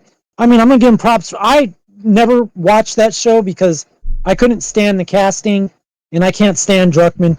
But to be fair, they did what they should have did.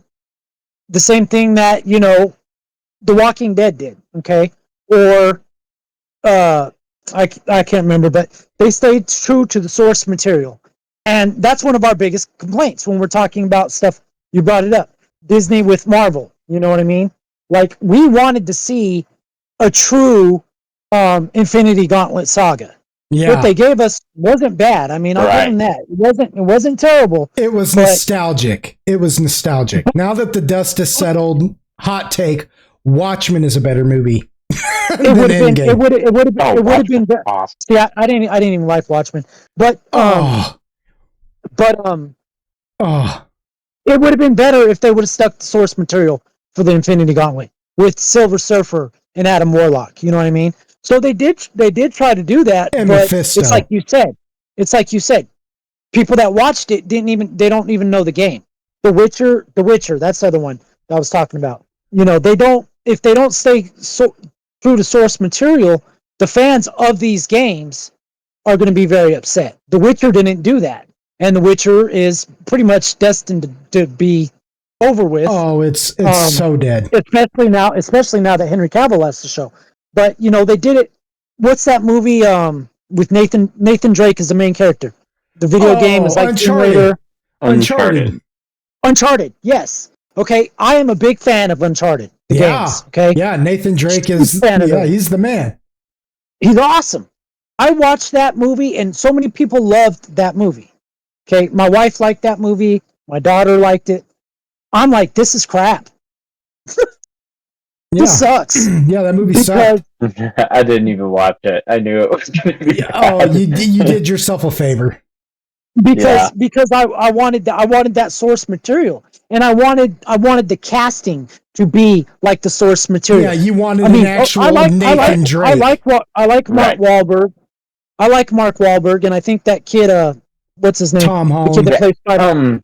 Mark Wahlberg would have been better cast as Nathan Drake, in my opinion. I was just about to say that. Yeah. You know, not that I'm a big Mark Wahlberg fan like that, but in the case scenario of Tom Holland and freaking Mark Wahlberg, it would have made more sense to cast Mark Wahlberg as Nathan Drake. Nathan Drake ain't because scrawny little kid. He's, and I know Tom Holland. He's pretty fit. Whatever. I've seen pictures of him. He's a fit dude. But I wouldn't even have a problem with Tom Holland. My problem was Mark Wahlberg as the mentor. I forget his name, but you know what I'm talking about, because in the game he's much older. You know what I mean? Right. Mm-hmm. He'd be more like Indiana Jones, if you will. You know what I mean? That's who would be in. Because Nathan Drake is he's fit. But he is a young person. Victor. You know what I mean? Victor Sullivan. He's probably Victor. He's probably in his 20s, late 20s, early 30s, something like that. That's what Nathan Drake is. And then Victor Sullivan is much older. Yeah. He's a grizzled old man. What would have been good is if they got Harrison Ford to play Victor Sullivan. That would have been perfect. I was thinking of that. Or the guy who played J. Jonah Jameson and Omni-Man's voice. What is that guy's name? Yes. I can't remember. I'm looking it up. J.K. Simmons. Yeah, J.K. Simmons. J.K. Simmons could have played a great Victor Sullivan. You just stick a wig on him. He'd have done all right. So to defend The Last of Us with killing off Joel, I mean, that's source material. It's like when people got pissed off when Glenn got killed in The Walking Dead. You know what I'm saying? Every time somebody would be upset about it that I'd talk to, offline or even online, I'd be like, I get it. It is a sad moment. But it sucks, but they're sticking to source material. And at that time, Robert Kirkman was still the showrunner. So he was calling all the shots. It wasn't until later on that lady took over. AMC screwed over, Kirkland, that the show started going downhill. That's when they killed off Carl and, tried to make Judith Carl's place and, this, that, and the third. Right. Even if they would have killed off Rick, because Rick dies in the comic books. Yeah, but it makes sense. Yeah, but it's way different though. Like, that's what I'm saying. Like, they should have killed off Rick, but if you wanted to go with source material, Daryl would be dead.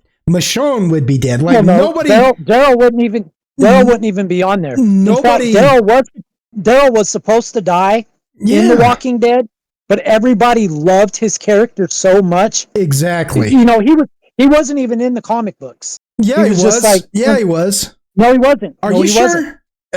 Positive. Are you sure? He was not in the comic book. Daryl.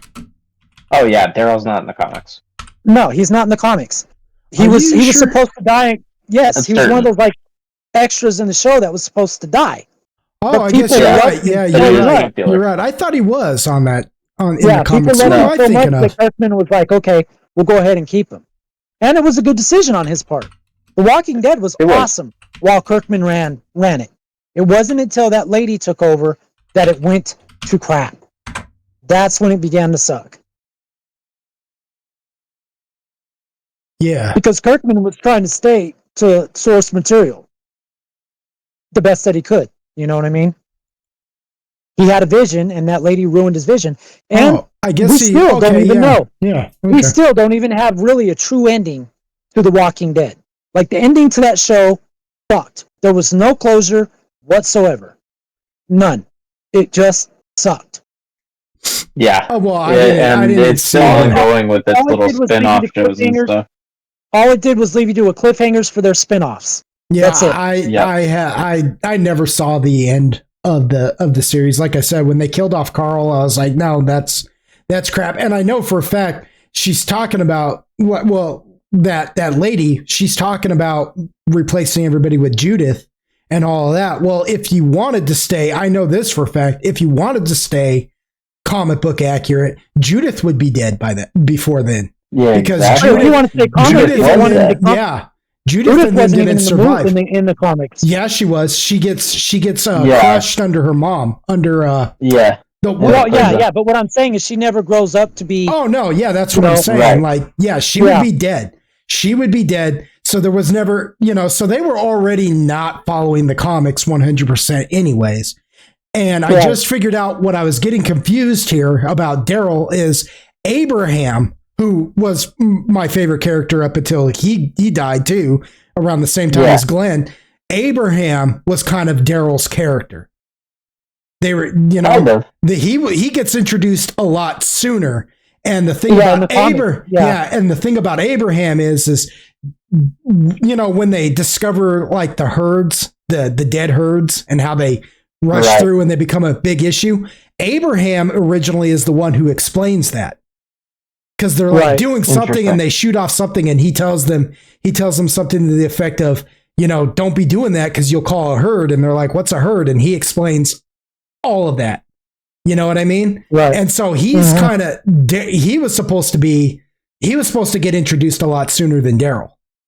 You know what I'm saying? Right. Like, and that's what happened. Daryl kind of took Abraham's place and then they did introduce Abraham and Abraham was, I thought he was an awesome character. Cool. I thought Abraham was the best. Like, I thought that character was awesome. And then they start delving deep into his backstory and his motivations and everything. And the thing about The Walking Dead is... And then bam! Yeah, the thing about The Walking Dead was it was so predictable. I always knew who was going to die.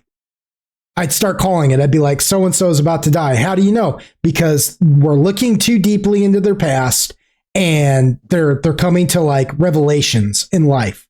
It's like they're starting to get it. You know what I mean? Like they're starting to have this like inner peace within themselves. And I think about every single one of them that happens like to. Like Elijah in the Bible, he got it. Exactly, like Elijah in the Bible. Herschel, Abraham, freaking Bob, Glenn, every single one of them. What is it? Tyrese. Tyrese. They all go through it. You know what I mean? They all go through this like long, introspective, deep. You know what I mean? Where they're not struggling anymore with their decisions. They're at peace with the world. They blah blah blah, and then they get smoked. And I'm like, well, with Glenn's death, how they left it on a cliffhanger. You know what I mean? Like, everybody was wondering, who's he going to kill? Who's he going to kill? And I talk to people who haven't read the comic books, and I'm like, well, it depends. It really depends. If they stay with source material, I know who they're going to kill. I can tell you. I said, or I don't have to tell you, but either way, you're not going to like it. I can tell you that much. I can tell you right now, you're not going to like it at all. I was like, if they go with what the comic book goes, you are going to hate this. Brother, and sure enough, they did. They stayed with the comic book. I'm going to tell you, when he turned and killed... graphically, too. When he turned and killed Abraham first, I was like, oh, no freaking way. Yeah, They did not. That freaking arrow. Yeah, I'm like, there's no freaking way. They just killed freaking Abraham, blah, blah, blah. They used Abraham as a scapegoat to keep everybody alive. You know what I mean? And then they turn around and then they kill Glenn. And I was like saying to myself, I was like, they couldn't have just done that first and let my boy Abraham survive? Because I liked Glenn. No, they wanted to give you that whole double whammy. I'm so glad it wasn't Glenn. False sense of security type of thing. Yeah.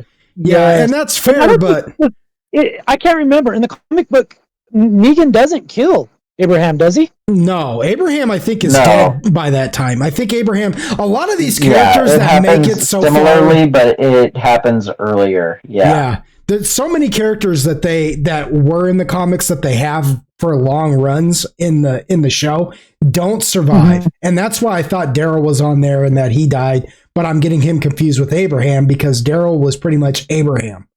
You know what I mean? And then he gets killed. And a lot of them characters just don't survive, you know, because the idea behind the comic was a father and son surviving together in this wasteland, and look how much they've lost.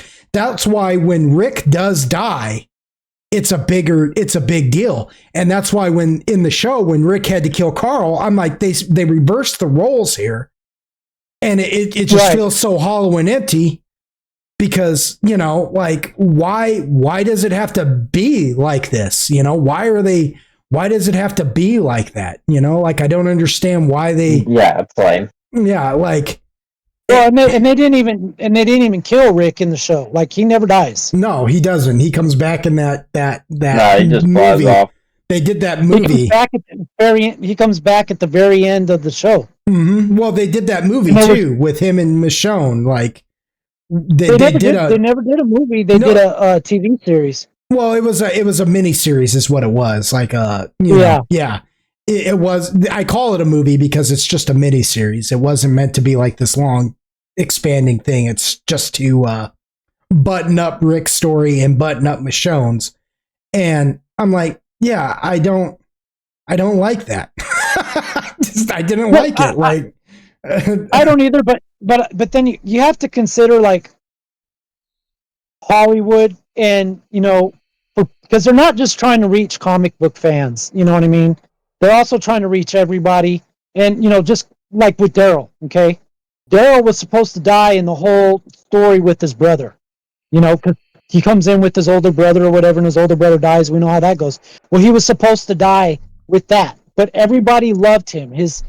He brought up ratings so much. The audience loved him so much that they had to write him into the story somehow, and they did. And they did pretty good doing that. You know, it's kind of like it was all right. It was I had no problem with Daryl's character. He was all right. In Stranger Things, which I don't know if you guys watched that or not. I haven't watched the last season. Not the latest season. Yeah, the character Steve. Well, I'm not going to talk about the latest season until you guys watch it, but the character Steve was supposed to die at the beginning of the second season. He was not supposed to be where he is now. You know what I mean? But well, I'm glad they didn't kill him. Yeah, I like Steve. Yeah. Exactly. Well, see, the guys that wrote it, I can't remember their names. They needed to kill off Max. That's who they needed to kill off. They liked him so much as a person. You know what I mean? Just offset. They liked him. He's a great guy. Not to mention the fact all the fans like Steve too. You know what I mean?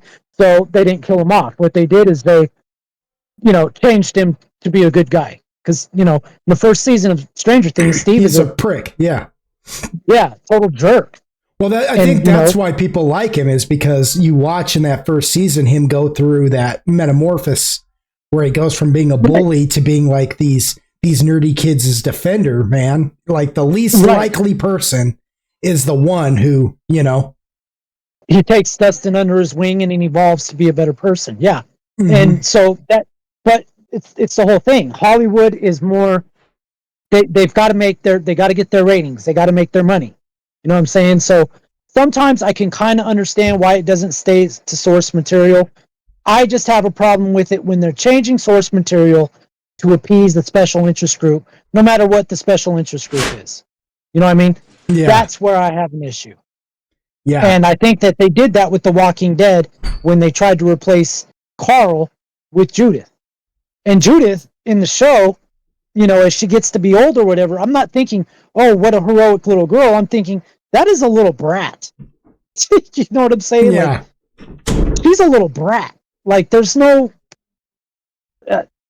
I don't want her to die or anything because I'm not malicious, but it's not somebody like I'm going to be, heartbroken if she does die. Oh, I am. I'm malicious. Not so much with Judith, but we were just talking about Stranger Things and how Steve was supposed to die and he didn't. And I'm like, yeah, but they should have killed off Max. They should have killed off Max, and not in this season, but the season before it, because she's completely insufferable in season 3. Completely insufferable. I didn't even really like her in season 2. And then they kind of do like a 180 with her character and make her somewhat interesting. And I think it would have had a lot more impact if they had killed her off in that season where they made her more interesting, because, if she gets to talking too much again and they start like returning her to form in this in this newest season, I'm going to hate her again. I'm just going to hate her. If they bring her back to her original character arc, I'm going to hate her because she's just no. The thing about Stranger Things is all of these characters have evolved, all of them, and Max is one of the ones that you're going to notice when you start watching the show again this season.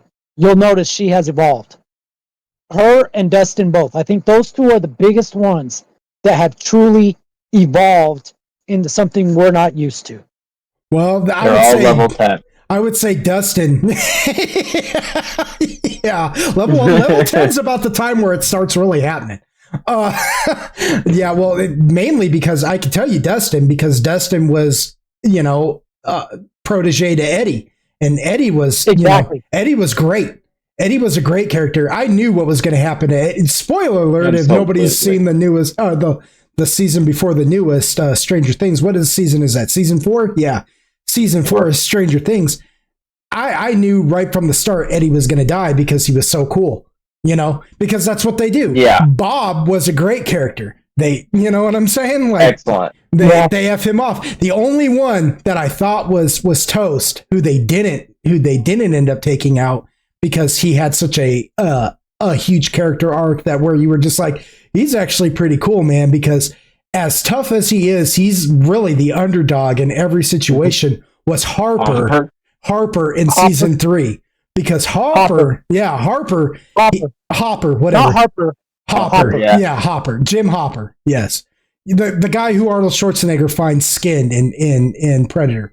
He I'm dead serious. Like that is a connection. If you watch the first Predator, all those people are swinging from the deal. He pulls off one of the dog tags and looks at it and says, Jim Hopper. And in Stranger Things, Jim Hopper is ex-military. Yeah. It's true. Yeah, it's the connection. So Hopper's not going to die in the last season of Stranger Things because the Predator's going to take him out. But with that said, nice. Yeah, with that said, I thought Hopper was going to die in season 3 because he went through this whole thing. I thought he was toast, and I was just like, yeah, man. I mean, that makes perfect sense. That they, like, of all the ways he had to go, that would be the way. They do that in every season. In every season, they do that. Right.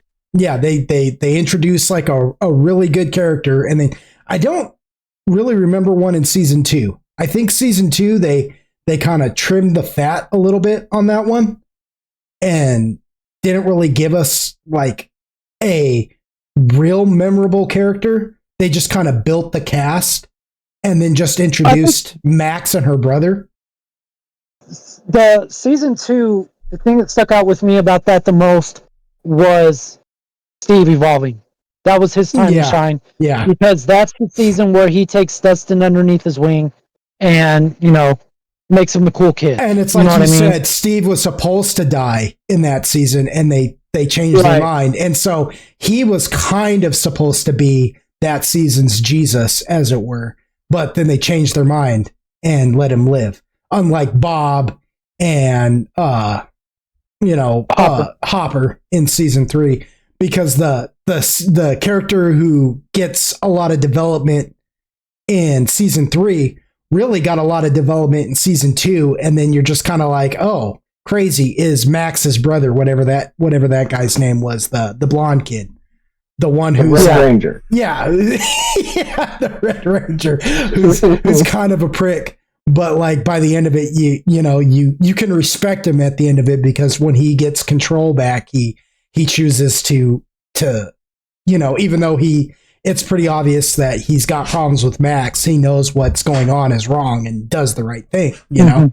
So that's what I'm saying. And then they introduced Eddie in season 4, and I was just like, oh yeah, Eddie's the one that's going to go. Eddie's the one that's going to die. Without a shadow of a doubt. This kid is too cool. He's too sweet. He's just a genuine guy. You know what I mean? His no is no. His yes is yes. He's toast. It's going to happen. Right, I remember sitting there watching it with my daughter, and she really liked Eddie. She thought he was just a great character. Because he's real whimsical. He's the kind of character that would like catch a kid's attention. You know what I mean? And, yeah, it's funny. Yeah, and he's pure, and children recognize that. And I'm watching that, and just before he goes up to play the guitar, I looked at her and I said, brace yourself right now. And I paused it and I just explained to her that this is just a show and yada, yada, yada, but he's going to die. I was like, he's not surviving what he's about to do. And then we pressed play, and lo and behold, he played Master of Puppets, which was the perfect song. And, and then it's toast. And I was like, see? That was one of the most epic scenes in TV, in my opinion. Oh, it was pretty good. Yeah. That was epic. Yeah, well, it came around in a time where we weren't getting anything really good at that time, and that was something decent, That was something, they had to make up for season 3, because season 3, in a lot of ways, was, dog water. So, you think about like all the things we did get out of season 3. We got Robin, yay. They gave the one kid's little sister more of a character arc, yay. You know what I mean? Like, right. But I will tell you this: they had to do this because it's all building up to something. I'll tell you that much. All these characters are building up to something, and they've got to be there. You know what I mean? That's fine. That's whether they're annoying, you like them or dislike them, they all got to be there because it's all building up to something. Well, that's fair enough. I mean, I'd be kind of disappointed if it was. But what I'm hoping that they're going to do is just start actually killing people off, man. Like, I'm not favoring anybody. Like, I'm ready to just start seeing more people die on this show, just because it's like it's your last season. You know what I mean? This isn't the USS Enterprise. Jimmy Fallon that 2 of them died. Yeah, I'm ready to. I'd see kill the entire main cast of kids. You kill them all. What I'd do. I'd kill them all. Why would you kill them all? Because it'd make it be like, what the fuck? Yeah, because it'd be like everybody would hate it. It'd be like that movie Sunshine, where like in order to accomplish the main objective, they all had to like sacrifice themselves in some way or another to ensure Vecna's defeat. Yeah, to ensure Vecna's defeat. No, I can dig it. Yeah, that movie Sunshine was good. It's way underrated. Great movie. Yeah, and not a single one of them survived. Spoiler alert, if you haven't seen that movie Sunshine, well, it's like almost a decade old by now, so you should have. I've never heard of that movie. Oh, go watch it. It is so good. Dude, there's absolutely no reason to watch it now. Why? You just told me the end. Dude, I had never seen it before. And I got introduced to it on YouTube with a montage. It said how every character in Sunshine dies. And I watched it and I said, I'm going to go check this movie out. for movie. anything else, go watch it out of morbid curiosity, because them dying is not the main objective of that movie. It's not. Yeah. It's like only a part of the thing. It's so really. nuanced what that movie is like actually saying. It's so nuanced, you know? There are so many great sci-fi movies out there that like have not really gotten like the kind of love they deserve, like Sunshine. There's one called Coherence, which is really good. There's another one called Time Lapse, which is really good. You know, just really dark movies that aren't really like the feel-good movies of the summer, but the message that they're trying to convey isn't real preachy. It's not in your face like real preachy. It's just kind of like you walk away feeling kind of eerie about them, because you kind of wonder to yourself, well, what would I have done?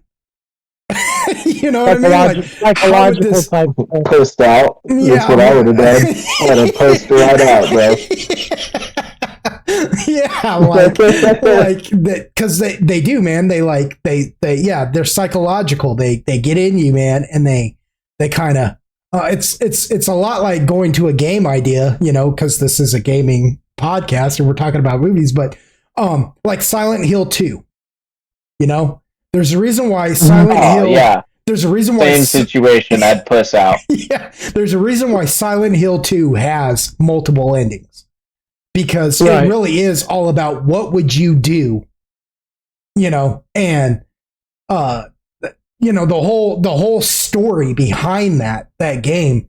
Out of all like horror games that are like that, survival horror games out there, Silent Hill 2 probably is the magnum opus of stories for survival horror. Oh yeah, without question. Pretty good, man. Yeah, like you think about that, like the story it's telling and how raunchy and gritty it gets at times. Like when you see Pyramid Head with the what I call the four-legged mannequin, and you know what's happening there.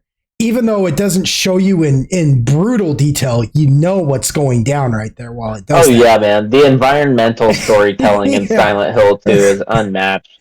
And it's really just a reflection of your character's own like frustrations in that area, you know, in that intimate area.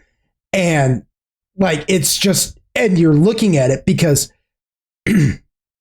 And you know, it's relatable in a sense, because everybody's felt frustrated that way before at some point in their life, male, female, whatever, you know, everybody's felt that way before, and we all feel like we're deserving, but it becomes something dark and carnal, you know, the more you give into that. And you see that reflected with Pyramid Head and the freaking mannequin thing as he's freaking, you know, smoking it, let's put it like that. And it's just so freaking, like, the game is just full of all sorts of things like that. Like you almost have to play it multiple times just to catch it all, you know? Like I'm pretty sure I've only played it like maybe once or twice in my entire life, just to see how many of the endings I could figure out. And it is cerebral for sure. But yeah, that is a creepy game for sure. Yeah, it's funny that you mentioned Silent Hill though, because Silent Hill actually is up for a category. Not Silent Hill 2, but Silent Hill F is up for best narrative. See, I have not played Silent Hill F at. Neither have I. I would be interested in it because, you know, we Silent Hill The Room, like Silent Hill 4 The Room, I thought was pretty good. It didn't get quite the kind of love it should, because it does kind of fall apart at the very end of it. It's kind of sloppy towards the end.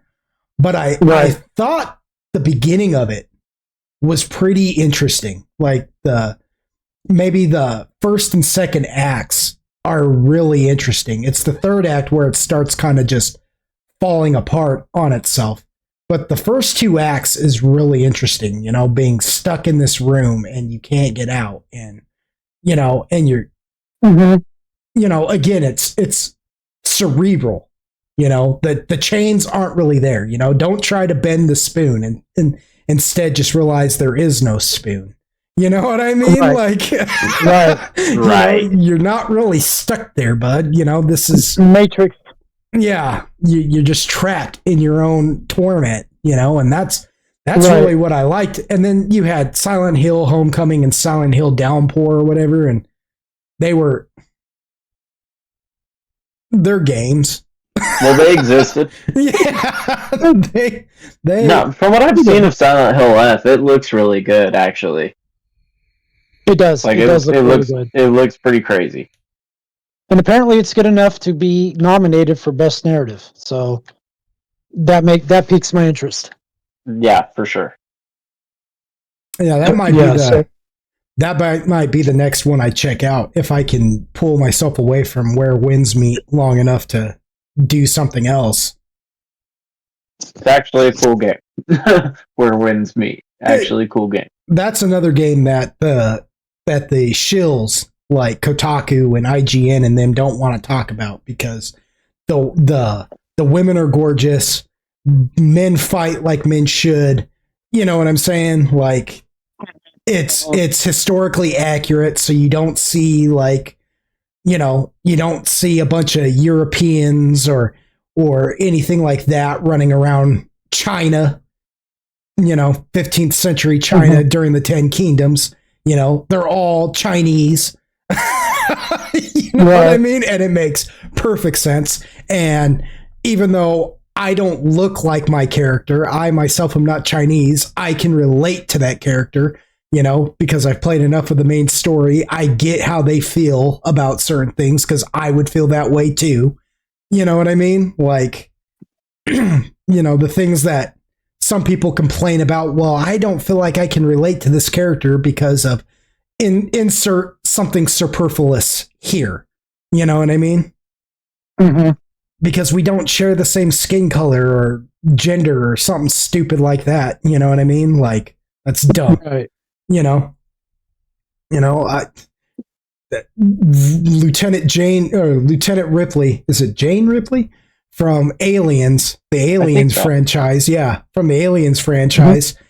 I don't share a gender with her, and I too would be scared out of my mind if I had a xenomorph in space with me, trapped on a ship. You know what I'm saying? In fact, kudos to her for surviving that, because in the first movie, I probably would have been like Dallas and gotten smoked in the tunnels. You know what I'm saying? I would have pushed out. Yeah. Like I'd have gotten wrecked. So fair enough. Kudos to her. You know what I'm saying? So when I say these things are like superfluous and stuff, they really are. And that's why they're not talking about Where Winds Meet, because Where Winds Meet doesn't worry about that stuff. It just wants to make an amazing game, and it's got all kinds of stuff to do and places to go and just all sorts of neat little add-ons, and it's just an incredible game with so much material in it, and it's all free to play. And these shills won't talk about it. You know what I mean? Why? Because it's not Ghost of Yotai. I know I've been talking a lot of crap about Ghost of... at all. Yeah, I know I've been talking a lot of crap about Ghost of Yotai, so we'll switch it up. It's not Assassin's Creed Shadows. You know what I mean? Like, it's which both games are just complete dog water, Mm-hmm. And anybody can complain and say, oh, well, you're just yada, yada, yada. You're this, you're that, pick your ism, this or that. For the record, I liked Baldur's Gate 3. And Baldur's Gate 3 has some air quote woke stuff in it, Oh, yeah. But here's the thing, like, it doesn't beat you over the head with it. It's all optional. The story in it, doesn't turn into some preachy message or anything like that. It's a good game that includes everybody. Doesn't matter where you come from or who you are or this or that. It just includes everybody into it. And then if you want to go play as a complete degenerate and turn into a bear form and do some nasty, then that's, then you clearly have problems and you should go outside and touch grass and get some vitamin E from the sun. Forget about going outside and touching grass. You need to call a psychiatrist. I'm not even going to excuse that. If you're the one who did, if you did the bear stuff out there, then you've got problems. And yeah. I didn't know there was bear stuff. Oh, I think I'm going to have to download the game again. Just to see, out of morbid curiosity. Yeah, I found that out and I said, they even included the furries, for crying out loud. That's disgusting. I can't, but at the same token, like, what developer puts that in a game? I don't know. Like, that should not even be an option. I don't know. It's kind of backwards. It is kind of a backwards type of thing. It's kind of like, okay, so did you ever watch the show Teen Titans, the cartoon? Which one? The Teen Titans Go or the original? No, the good one. Yeah. Teen Titans, not Teen Titans Go. That was just SpongeBob retarded. Dog water. Teen Titans Go came back around and became good through its own self-awareness.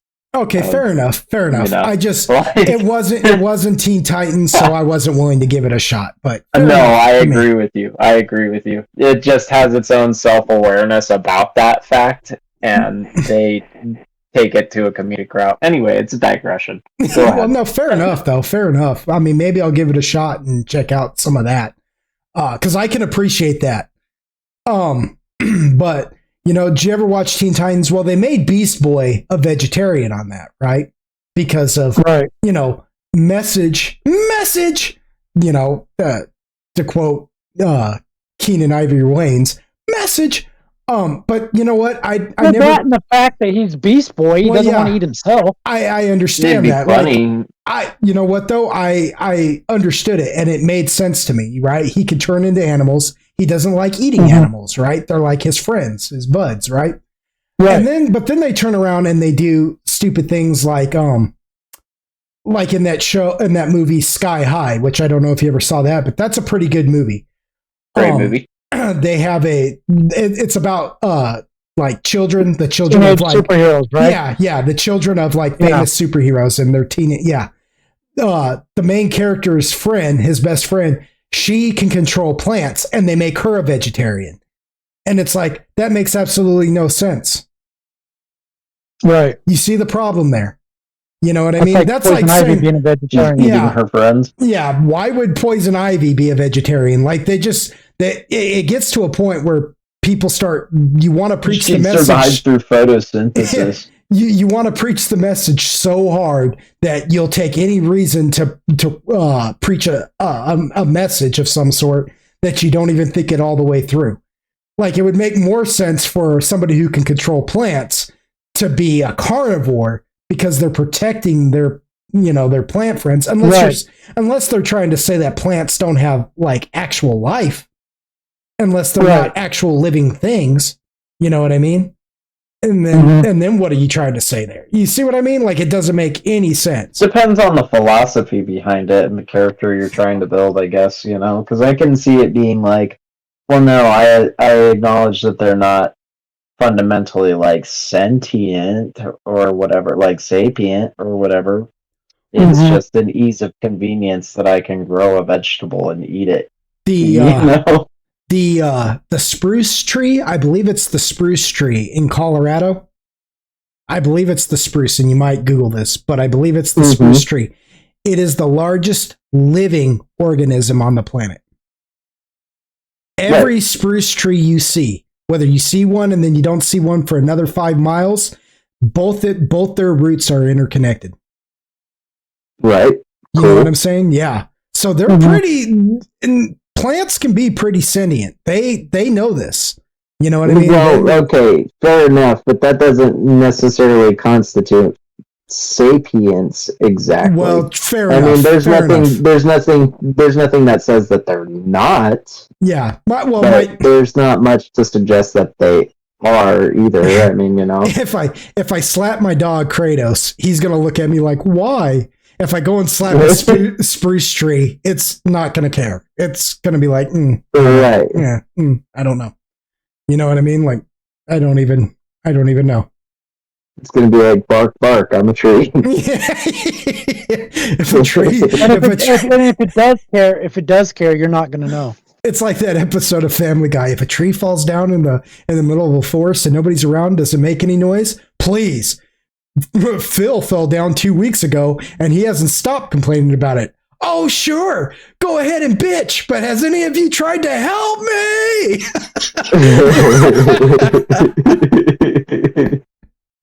Yeah. Yeah, trees. Well, I feel like if you chop the spruce down,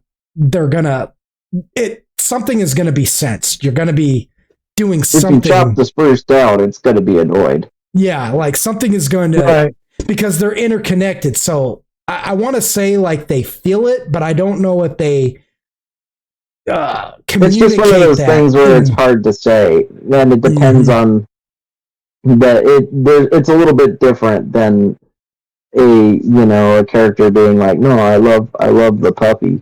Yeah. You know what I mean? They don't. Yeah, exactly. They don't. I can understand like somebody being a fundamental like hardcore druid being like, no, don't even fucking step on that grass. That's rare grass. Do you even know what kind of grass you're trying to step on right there? Well, and that goes back to the point I was making about it, that game being so backwards with the, because it's like if you're a druid, you're going to be like, don't step on that grass, for instance, a hardcore druid, but you're also going to be like, don't pet that dog because you might accidentally disturb it somehow. You know what I mean? Right. Like you're going to be about that about everything, and then you're going to starve to death. Right. So there's no such thing. So it's I gain sustenance through photosynthesis. Yeah, it's really backwards when I you am think the about tree. that. You know what I mean? Like humans were meant to be like balanced. Hold on a second, y'all. I'm gonna cut this part out. Yeah, he'll edit it. At least I hope he does. He's liable to leave it in. Leave what in? Could you all hear me? No. When you said we that, were just like, we're gonna cut this part out.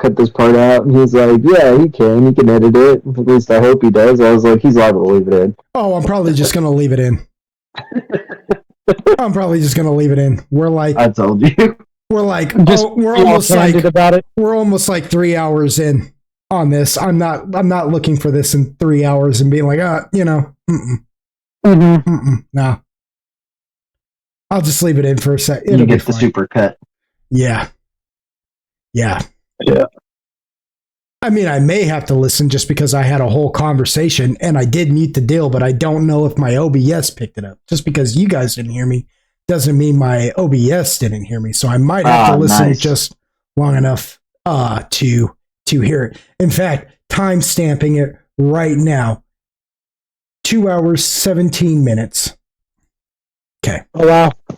We need to start wrapping it up then. Yeah.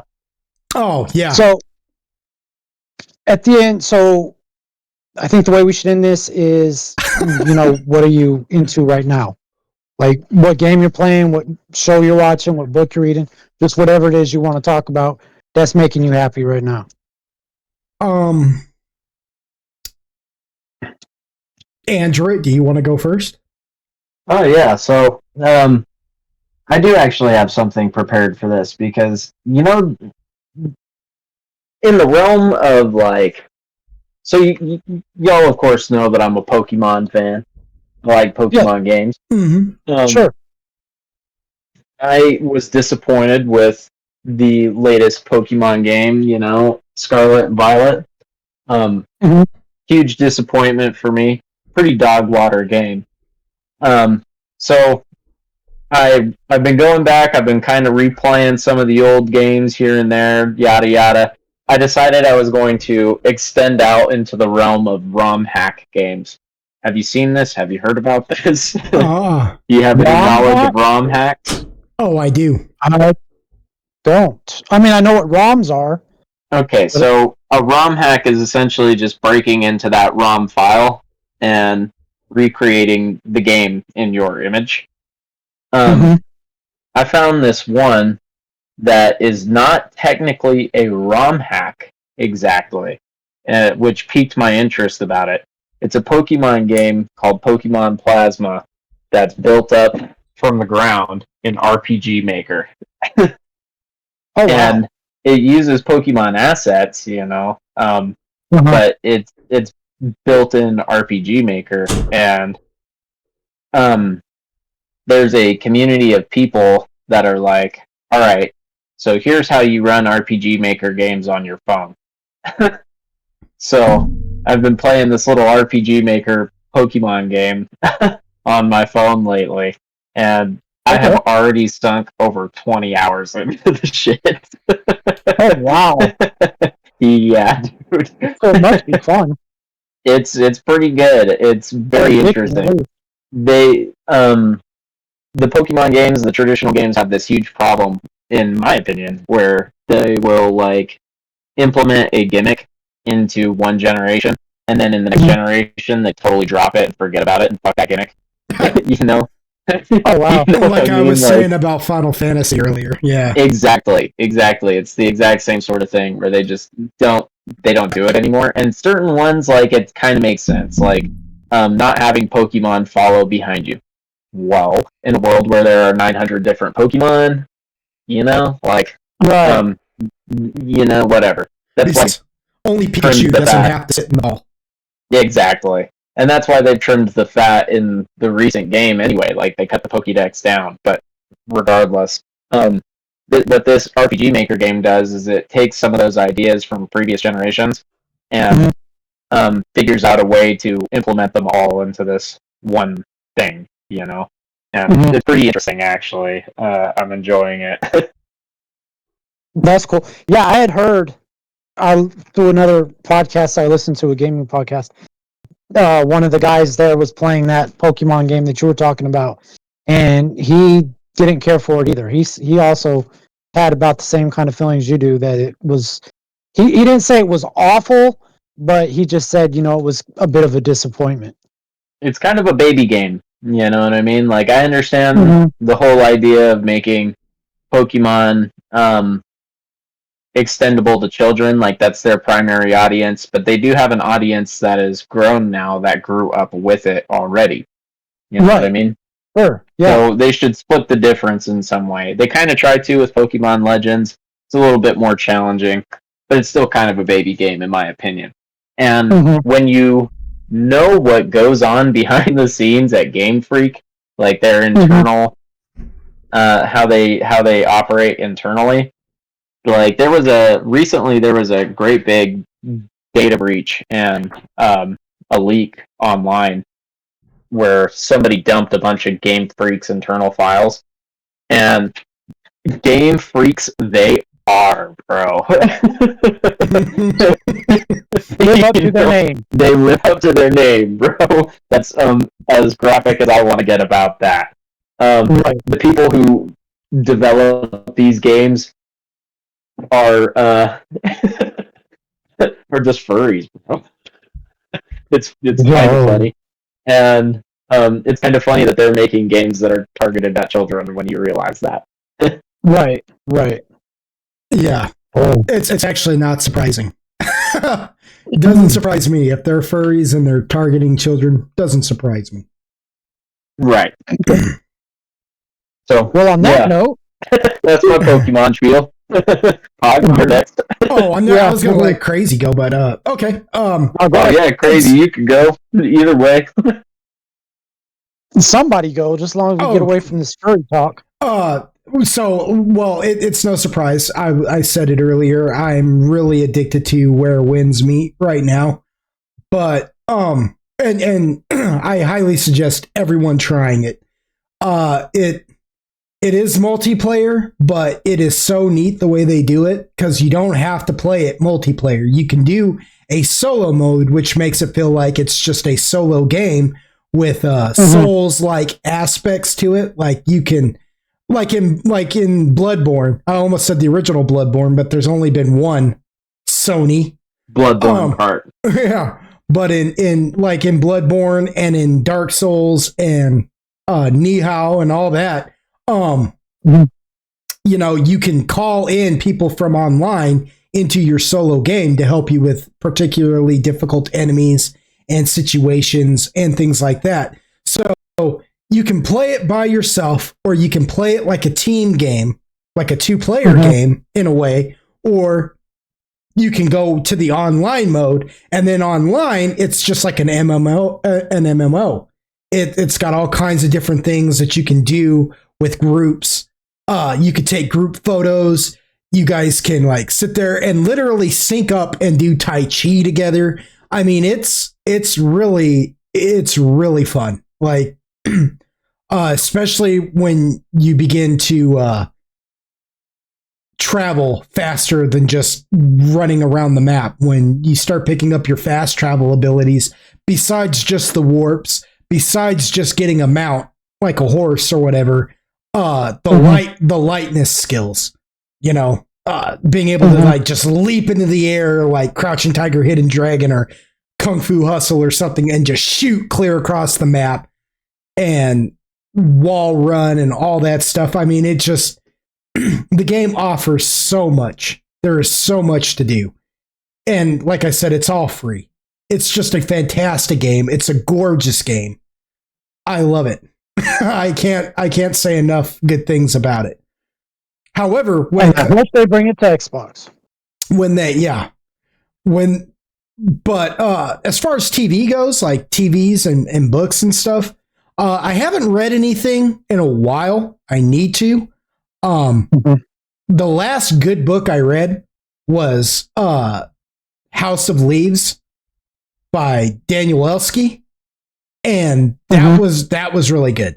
Now, I say this, but disclaimer, it is very graphic and it gets raw in some points of it.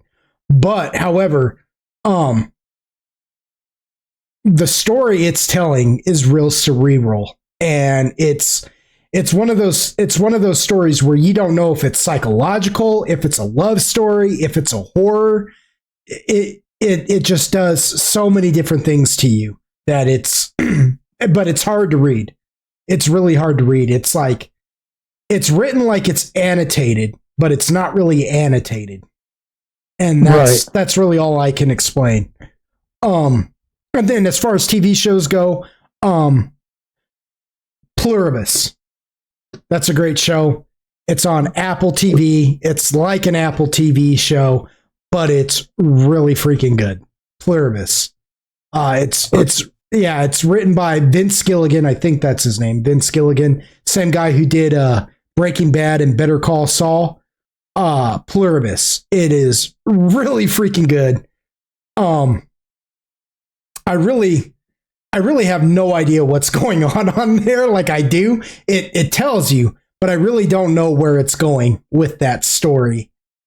And I don't know. I don't know if it's going to be like an actual show or if it's just going to be a really interesting miniseries. But it is. It's a really good show. I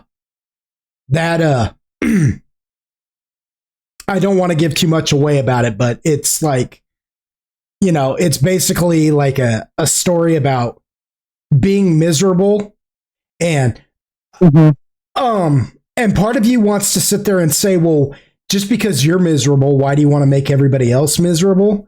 But then I think of like the old Star Trek movie. I think the name of that movie is called The Final Frontier. Star Trek: The Final Frontier. With James Kirk, and it's the one movie where Spock's like cousin or somebody. He's a Vulcan anyways, and he's able to take away your pain and make you euphoric. And so he's like starting this whole cult, and Kirk is resisting it.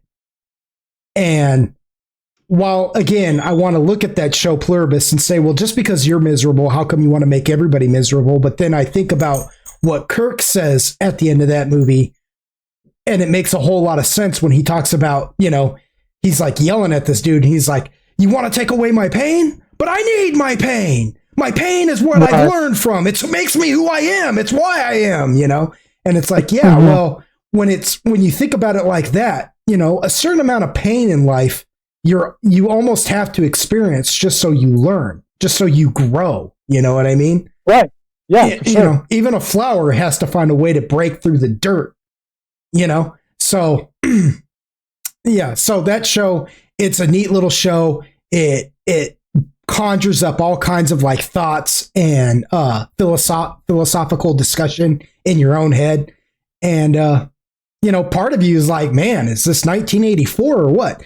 But, Right. So it's a really good show. So yeah, Where Winds Meet, House of Leaves, and Pluribus. Those are like my 3 jams right now in media. All right, crazy. Nice. Yeah. Yeah. So, I'll start with books. I have been reading, what is it? I don't know the exact title, but it's a book of Nordic mythology. And the way I got into that, and I've been reading it for a long time. I don't read as much as I probably should, so I've been reading it for a while. But the reason why I got into it was because I played that Assassin's Creed Valhalla. Oh, yeah. And I love Assassin's Creed Valhalla so much. I mean, I love that game. I don't care if it's got a message or whatever. That game is a blast. I, in fact, 100%ed it. That's how much I loved it. Bought all the DLCs. I've heard a lot of good things about it, actually. Yeah. I mean, it's even got a one of the DLCs. One of the mode is basically a Souls game. You know what I mean? It's basically a Souls game, and it's so much fun. Frustrating, but fun. So yeah. So after that, I got really interested in Nordic mythology. So I decided to. Actually, my wife. We were at Barnes and Noble, and she saw the book, and it's got a hardback cover. It's a real nice book. Next time I see you guys, if you're down here or whatever, I'll show it to you. And I've been reading it off and on when I can, because I got really into it. And so yeah, and that's the book I've been reading. TV show is, of course, Stranger Things. I've watched the 4 episodes of that. That didn't take very long at all. There's only 4 episodes? Only 4 episodes had been released. Oh, the rest of the show, like, what? Yeah, the rest of the show releases on December 25th, Christmas Day. Crazy. Which, I don't know why they want you to watch Stranger Things on Christmas Day, but apparently they do. They're competing with Christmas? Yeah, like what? But anyways, yeah, I watched that. But The Witcher. I've been watching The Witcher because I am a fan of the Witcher games, and yes, I already know how you feel about it, but I had to watch it. And I just had to watch it, and it's okay. It's not great. That's what I can say for it. But I'm already invested enough into the story that I kind of want to see what happens. Right now, I'm still in seasons with Henry Cavill, so it's still good. I don't know how Liam does or whatever, what story takes for a turn right there. But right now, Geralt is trying to protect Ciri, and that's pretty cool to me. He's kind of taking her as his daughter, kind of like we were talking about earlier with Joel and Ellie.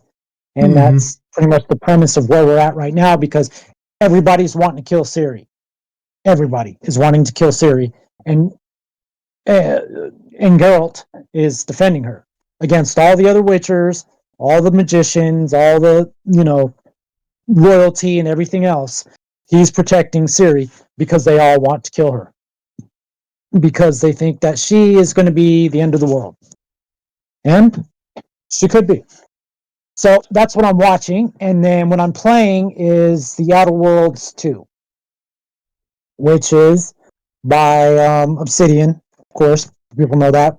Which is the branch of Bethesda. And like I was saying earlier, those games are so story driven and there's a lot of dialogue and stuff like that. Mm-hmm. But and you could see a lot of Bethesda's influence on this game, because there's things like there's a lot of Fallout aspects to it. Even with the armor, some of the armor looks kind of like the big mech thing that you see in Fallout. You know what I mean? Talking about the Brotherhood of Steel. Yeah. Those things. But not to that extent. You know what I mean? You're not like in a mech type suit. It's just the body armor. Some of the body armor, not all of it, looks like it. But it also has like some steampunk aspects to it as well. Like, you know how in steampunk they wear a lot of top hats and stuff like that? Mm-hmm. Yeah, well, you'll see a lot of that stuff, and the gears and mechanical stuff and things like that. But then also it has a lot of science fiction to it, especially like with the wildlife. You know what I mean? It's got a lot of science fiction to it as well. It's kind of like a mesh of that.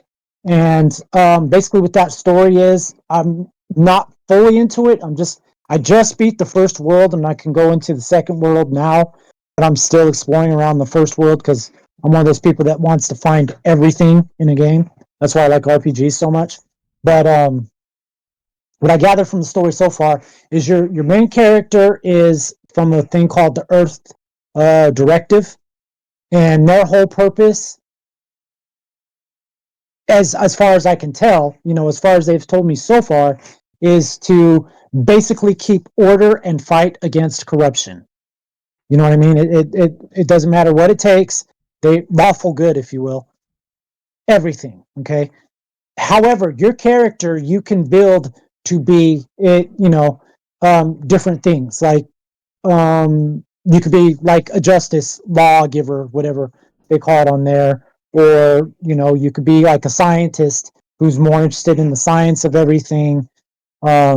I chose to be a renegade.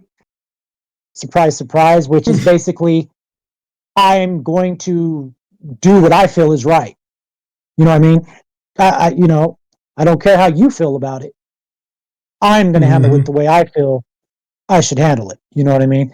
And these different choices really does affect the game, especially in your dialogue, because you'll have a choice of saying, their normal vanilla, I guess you could say, responses, but say that you're a lawgiver, it'll give like a lawgiver response, and you could give that instead of the other two, which not only could change the course of the game, but could also gain you experience points. You know what I mean? Every time you use that in your dialogue. Dialogue is a really big part of the game, because, like I said, it's one of those games where you're talking.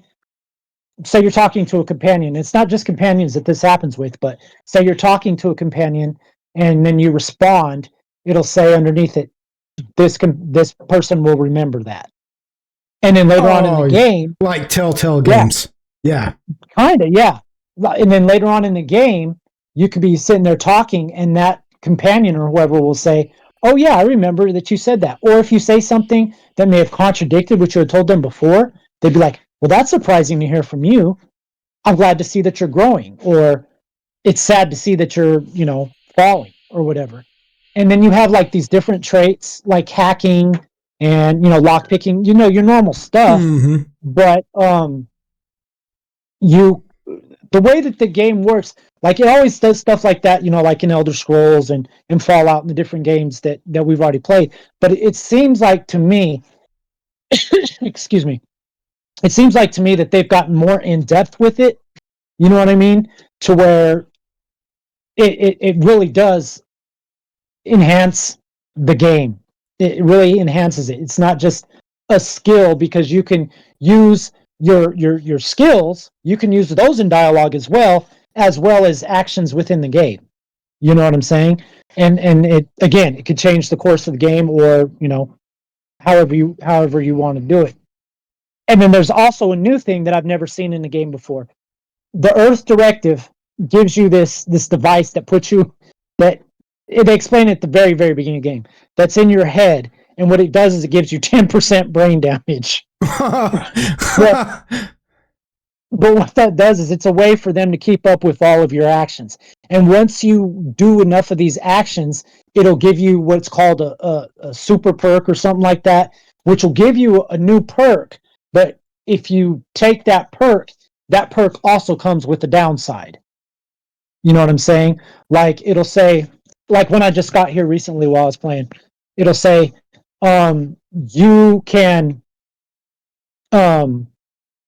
when your companions die, when you're in battle, you can always go and revive them, right? Well, this particular perk said your companion you will not be able to revive in battle. That doesn't mean they stay dead forever, but they're just down. You cannot revive them in battle, but the other companion, because you can have two companions at a time, the other companion becomes twice as strong. The good thing about that is that at least in the normal mode, I don't know about in the harder modes, but in the normal mode, you don't have to take it if you don't want to. You can accept it or you can reject it. And things like that. Yeah. So it's got that aspect to it, and then it's got a lot of side quests, but the side quests aren't stupid. Like you get some of those RPGs. I call them stupid side quests because it seems to me like all it is you're just running back and forth talking to people. You know what I mean? Oh, yeah, fetch quests. Yes, go talk to the butcher and see if he's got a pound of meat, because I need to cook my stew. So you run to the butcher, and the butcher says, "Well, but they owe me money, so you got to run back and go get money, and then run back." You know what I mean? It's not those type of quests. The side quests actually have almost like a mini story, a side story that you're going through to get that particular quest done. And then they have what's called mentions. And mention is like if you're talking to somebody and they say, "Oh, I need to." For example, I go into this medical place where the doctor's at. Doctor's talking to this girl, and he's talking about he has to amputate her leg and da da da da da. Well, I got the medical skill, so in that dialogue, I said, "Well, why don't you do this?" And then you don't have to amputate her leg. Like, well, we could do this, but I don't have such and such ingredient to make the anticoagulant. Okay, so that's not necessarily a side quest; it's a mention. So once you find what you need and you have the high enough medical skill, you can run back, make the anticoagulant, give it to the doctor, and we save the girl's leg, and you get a bunch of experience points, and whatever else they give you credits, whatever it is.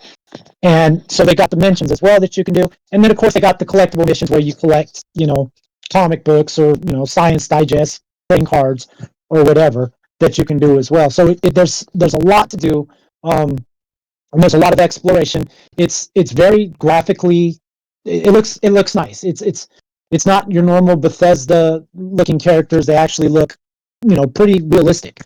They're not and you don't got that annoying companion that annoys you throughout the entire game that follows you around, which was nice. But yeah, I mean and then you got different sects. Like there's one called Auntie's Choice. There's another called Santa Rosa. There's the what are they called? I call them the Nazis because that's basically what they are. And you can do different missions for them. And as you do your missions, it's kind of like they kind of like in the old Saints Row when you did a mission and the gang, you would either go above them or you would improve with your relation or decline with their relationship. Same type of thing. When you do a side quest for one of them, your thing goes up, and of course as you get higher you start to get different perks or rewards or whatever from that faction. So again, you're the Earth Directive, and you're trying to keep everybody from being corrupted, and you got these different sects that believe things. Like for example, Santa Rosa are basically your black market people. They're your underground people. They're not necessarily criminal or evil that I've seen so far, but that's who they are. And then you've got like the Order, who are your like super religious zealots, for whatever it is they believe. And then you've got, these are the only ones I ran into, but I'm sure there's plenty more because there's so many worlds. Auntie's Choice, which is your capitalist freedom, people. You know what I mean? But they're not necessarily like a government. They're just big corporations. Their main intent is to make money and use propaganda to make people buy their products and be like, "Oh yeah, but I've got the freedom," you know what I mean, type thing. And then you've got the protective order or something like that. And those are the ones that are like the Nazis. They're like, "We're going to provide you a life, but you're going to do what we say," type thing. And and you yeah, and in the game so far, it's making the protective order seem like those are the bad guys. You know what I mean? Those are the ones I'm fighting the most. But I can run into them like outside of a battle situation, and they'll still talk to me like a normal people. You know, it's just if I get close to their encampments or their bases or something like that, that they're going to attack. But if I'm in a town or something like that, I could run into, you know, one of those soldiers or whatever, and they'll talk to me, and some of them will even have me do a mission for them. You know what I mean? You don't have to take the mission if you don't want to, but because I'm a renegade, you know, my main thing is I'm going to do what I want to do, what I feel is right, and I'm going to handle it any way I want. And that's another thing. In the side quests, you don't have to, like I say, you're going to do it this way, or this is the way we want you to do it. Well, there's multiple ways to get that side quest done, and the main quest. There's multiple ways. You can go the way that they want you to go, or you could go your own way and still get it done. You know what I mean? And you can upset them, or you can make them happy by the way that you do it. And you can, yeah, it's a cool game. I like it. I'm not ready to give it like a huge rating yet because I haven't finished it yet. But so far, it's about an 8 out of 10 for me so far. We'll see how it goes, but yeah, I've been pretty addicted to it. Cool. And that, if you like RPGs and Bethesda type games, which is what I do, and that's another thing. So far, I have not noticed a bug in the game, which has been pleasant and actually surprising. But yeah, I haven't noticed any, you know, especially game breaking ones or floating objects or, you know, somebody's head walking around without a body. You know, it's pretty polished. Yeah, nothing wild like that so far. yeah, that Bethesda is notorious for. Bethesda notorious for that. You know, just be walking down the street, and here comes a head with no body, and it's like, what is going on? You know, in other cool games, I'm just like, well, they have an invisible potion and it's wearing off. You know. Yeah. Well, you know, in these games, you can't necessarily really do that, but yeah, it's a fun game. It's a fun game. I don't know. I don't know how the critics took it or what the other gamers took it as. I played the first one. The first one was okay. This one is like a million times better than the first one. I will say that. Well, for anybody out there who's interested in playing it, The Outer Worlds 2, and you have Game Pass, it's on Game Pass right now. So they can try that. On Game Pass, you have Outer Worlds 2, and for PlayStation Plus users out there, Stray is free to get right now. And I don't know if you're familiar with the game Stray, but that game you play a cat. And I played that game a while back, and I thought it was it's something else. It's a different little game, and I really liked it. Cool. So yeah, so you have Stray for PS Plus users right now. That was pretty cool too. Yeah, and Outer Worlds for Game Pass. Also, in gaming news, just as a quick heads up before we close this out, because we've been talking about a lot of Souls-like games and stuff. Neo 3 is slated for the 6th of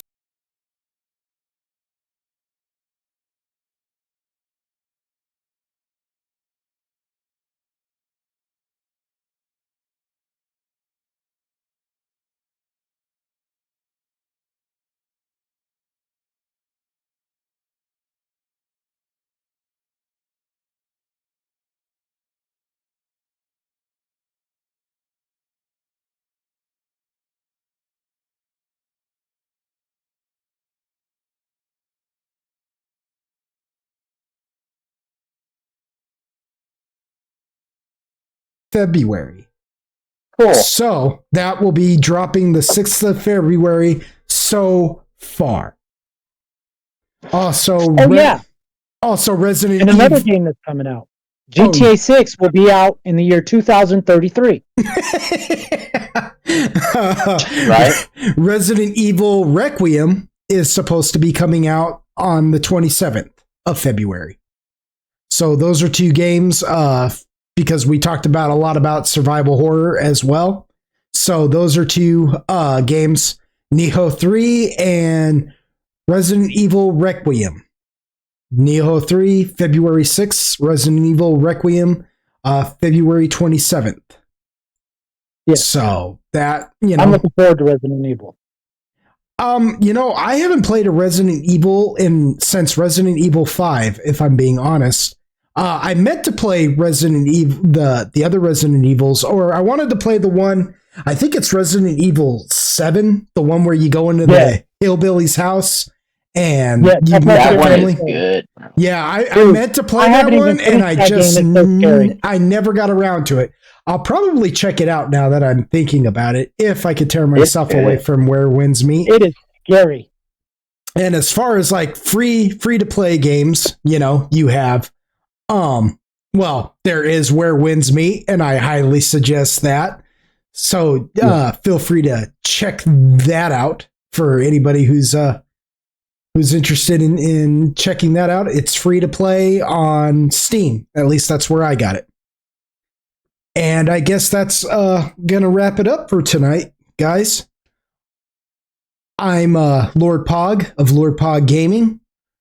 I am joined here by Android and Crazy, and we are the Stick Drift podcast, gaming podcast, and movies and everything else, as you can tell. Yeah, whatever tickles our fancy.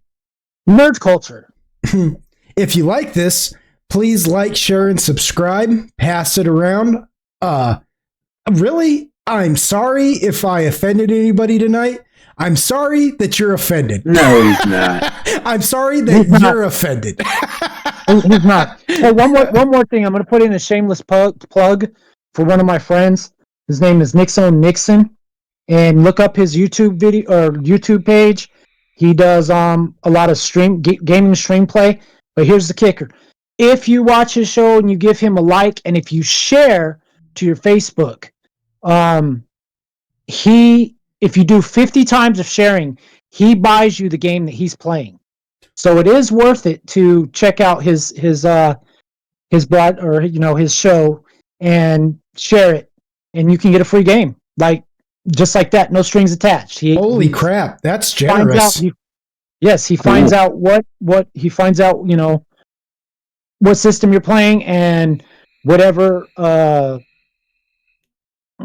game he's playing. If it's on your system, he will buy it for you. If it's not on your system, then he will, pull it back and wait until he plays a game that is on your system, which most of the games, like right now, for example, he's playing Helldivers 2. So if you wanted Helldivers 2 for free, all you'd have to do is just go watch his episodes, share 50 of those episodes, and you got a free Helldivers 2 game.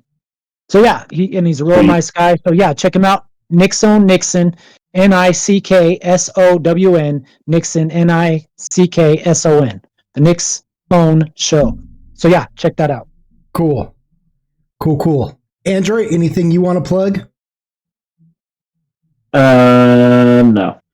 I was trying to think of something funny to say, but I'm just not. Tell you what, anybody who has left the building. Anybody who leaves their name in the comment section, what I like to call my guest book down there, and you're interested in some of these ROM hacks of the Pokemon, hit me up with your Discord name. I'll look you up, and I'll have Android show me where he got that ROM hack and some of those ROM hacks, and you too can play the Pokemon ROM hack that he's playing. If any of that sounds interesting to you. I'm Lord Pog again of Lord Pog Gaming. If you watch and like, share, and subscribe to my channel, I ain't gonna give you a squat. But he'll give you 2 squirts of piss. But no, I will appreciate it. Thank you for everything that you do. Thank you for taking the time out of your day to be here. You could have been anywhere in the world, but you chose to be right here with us. So I appreciate that. Shoulda is out. Shoulda is out. Not guilty. Can you all hear me? But here's the thing though. Be looking out for my latest video coming out pretty soon here, where I interviewed the creator and developer of the indie game Sheoth, which you can find a brief review of its demo in my free games that deserve attention playlist there on the channel. It's Sheoth. I got to play the full game and interview the developer, James Crick. really great guy. He's a really great guy. He's from Italy, so we had some like weird time differences there. I think he's like 7 hours ahead of me, so we had to stay up kind of late to do the interview, but it was really fun, really informative. He breaks down the game and some of his inspirations for it and everything. So check that out on Steam. It's not real expensive. I wish I could give you a price on that. Hold on. Let me hit the Google machine real quick and see if I could just give you a quick price on that. On Steam. Let's see, which I might, because I don't want to load up my Steam account right now to check it out, but I can give you a brief rundown. It's $1.99 right now. Oh, that's a steal. Yeah, that's a steal. And it's a really good game, real inventive. Less than a cheeseburger. Yeah. I mean, really. No kidding. I mean, you can't really buy much for $2 anymore. So, I mean, but it's a really good game. It's got positive reviews right now. It's already, broken the 100 mark on, on sales.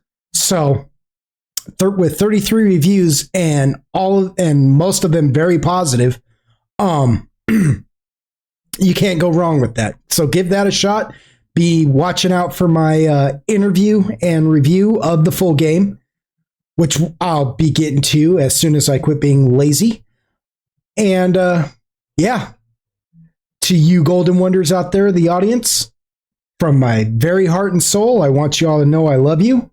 And despite some of our differences in beliefs and everything, I want you to know that at the end of the day, that doesn't really matter to me when it comes to gaming, because what gaming is supposed to do is bring us together.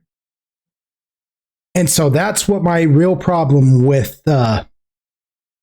games that want to just preach the message, they really just divide people. So I want you to know that at the end of the day, if it's really a truly enjoyable game, I don't care who's there, who's playing, where you're from, what you look like, what you prefer, any of that. So, yeah. I love you all. Y'all come back now. Stay golden.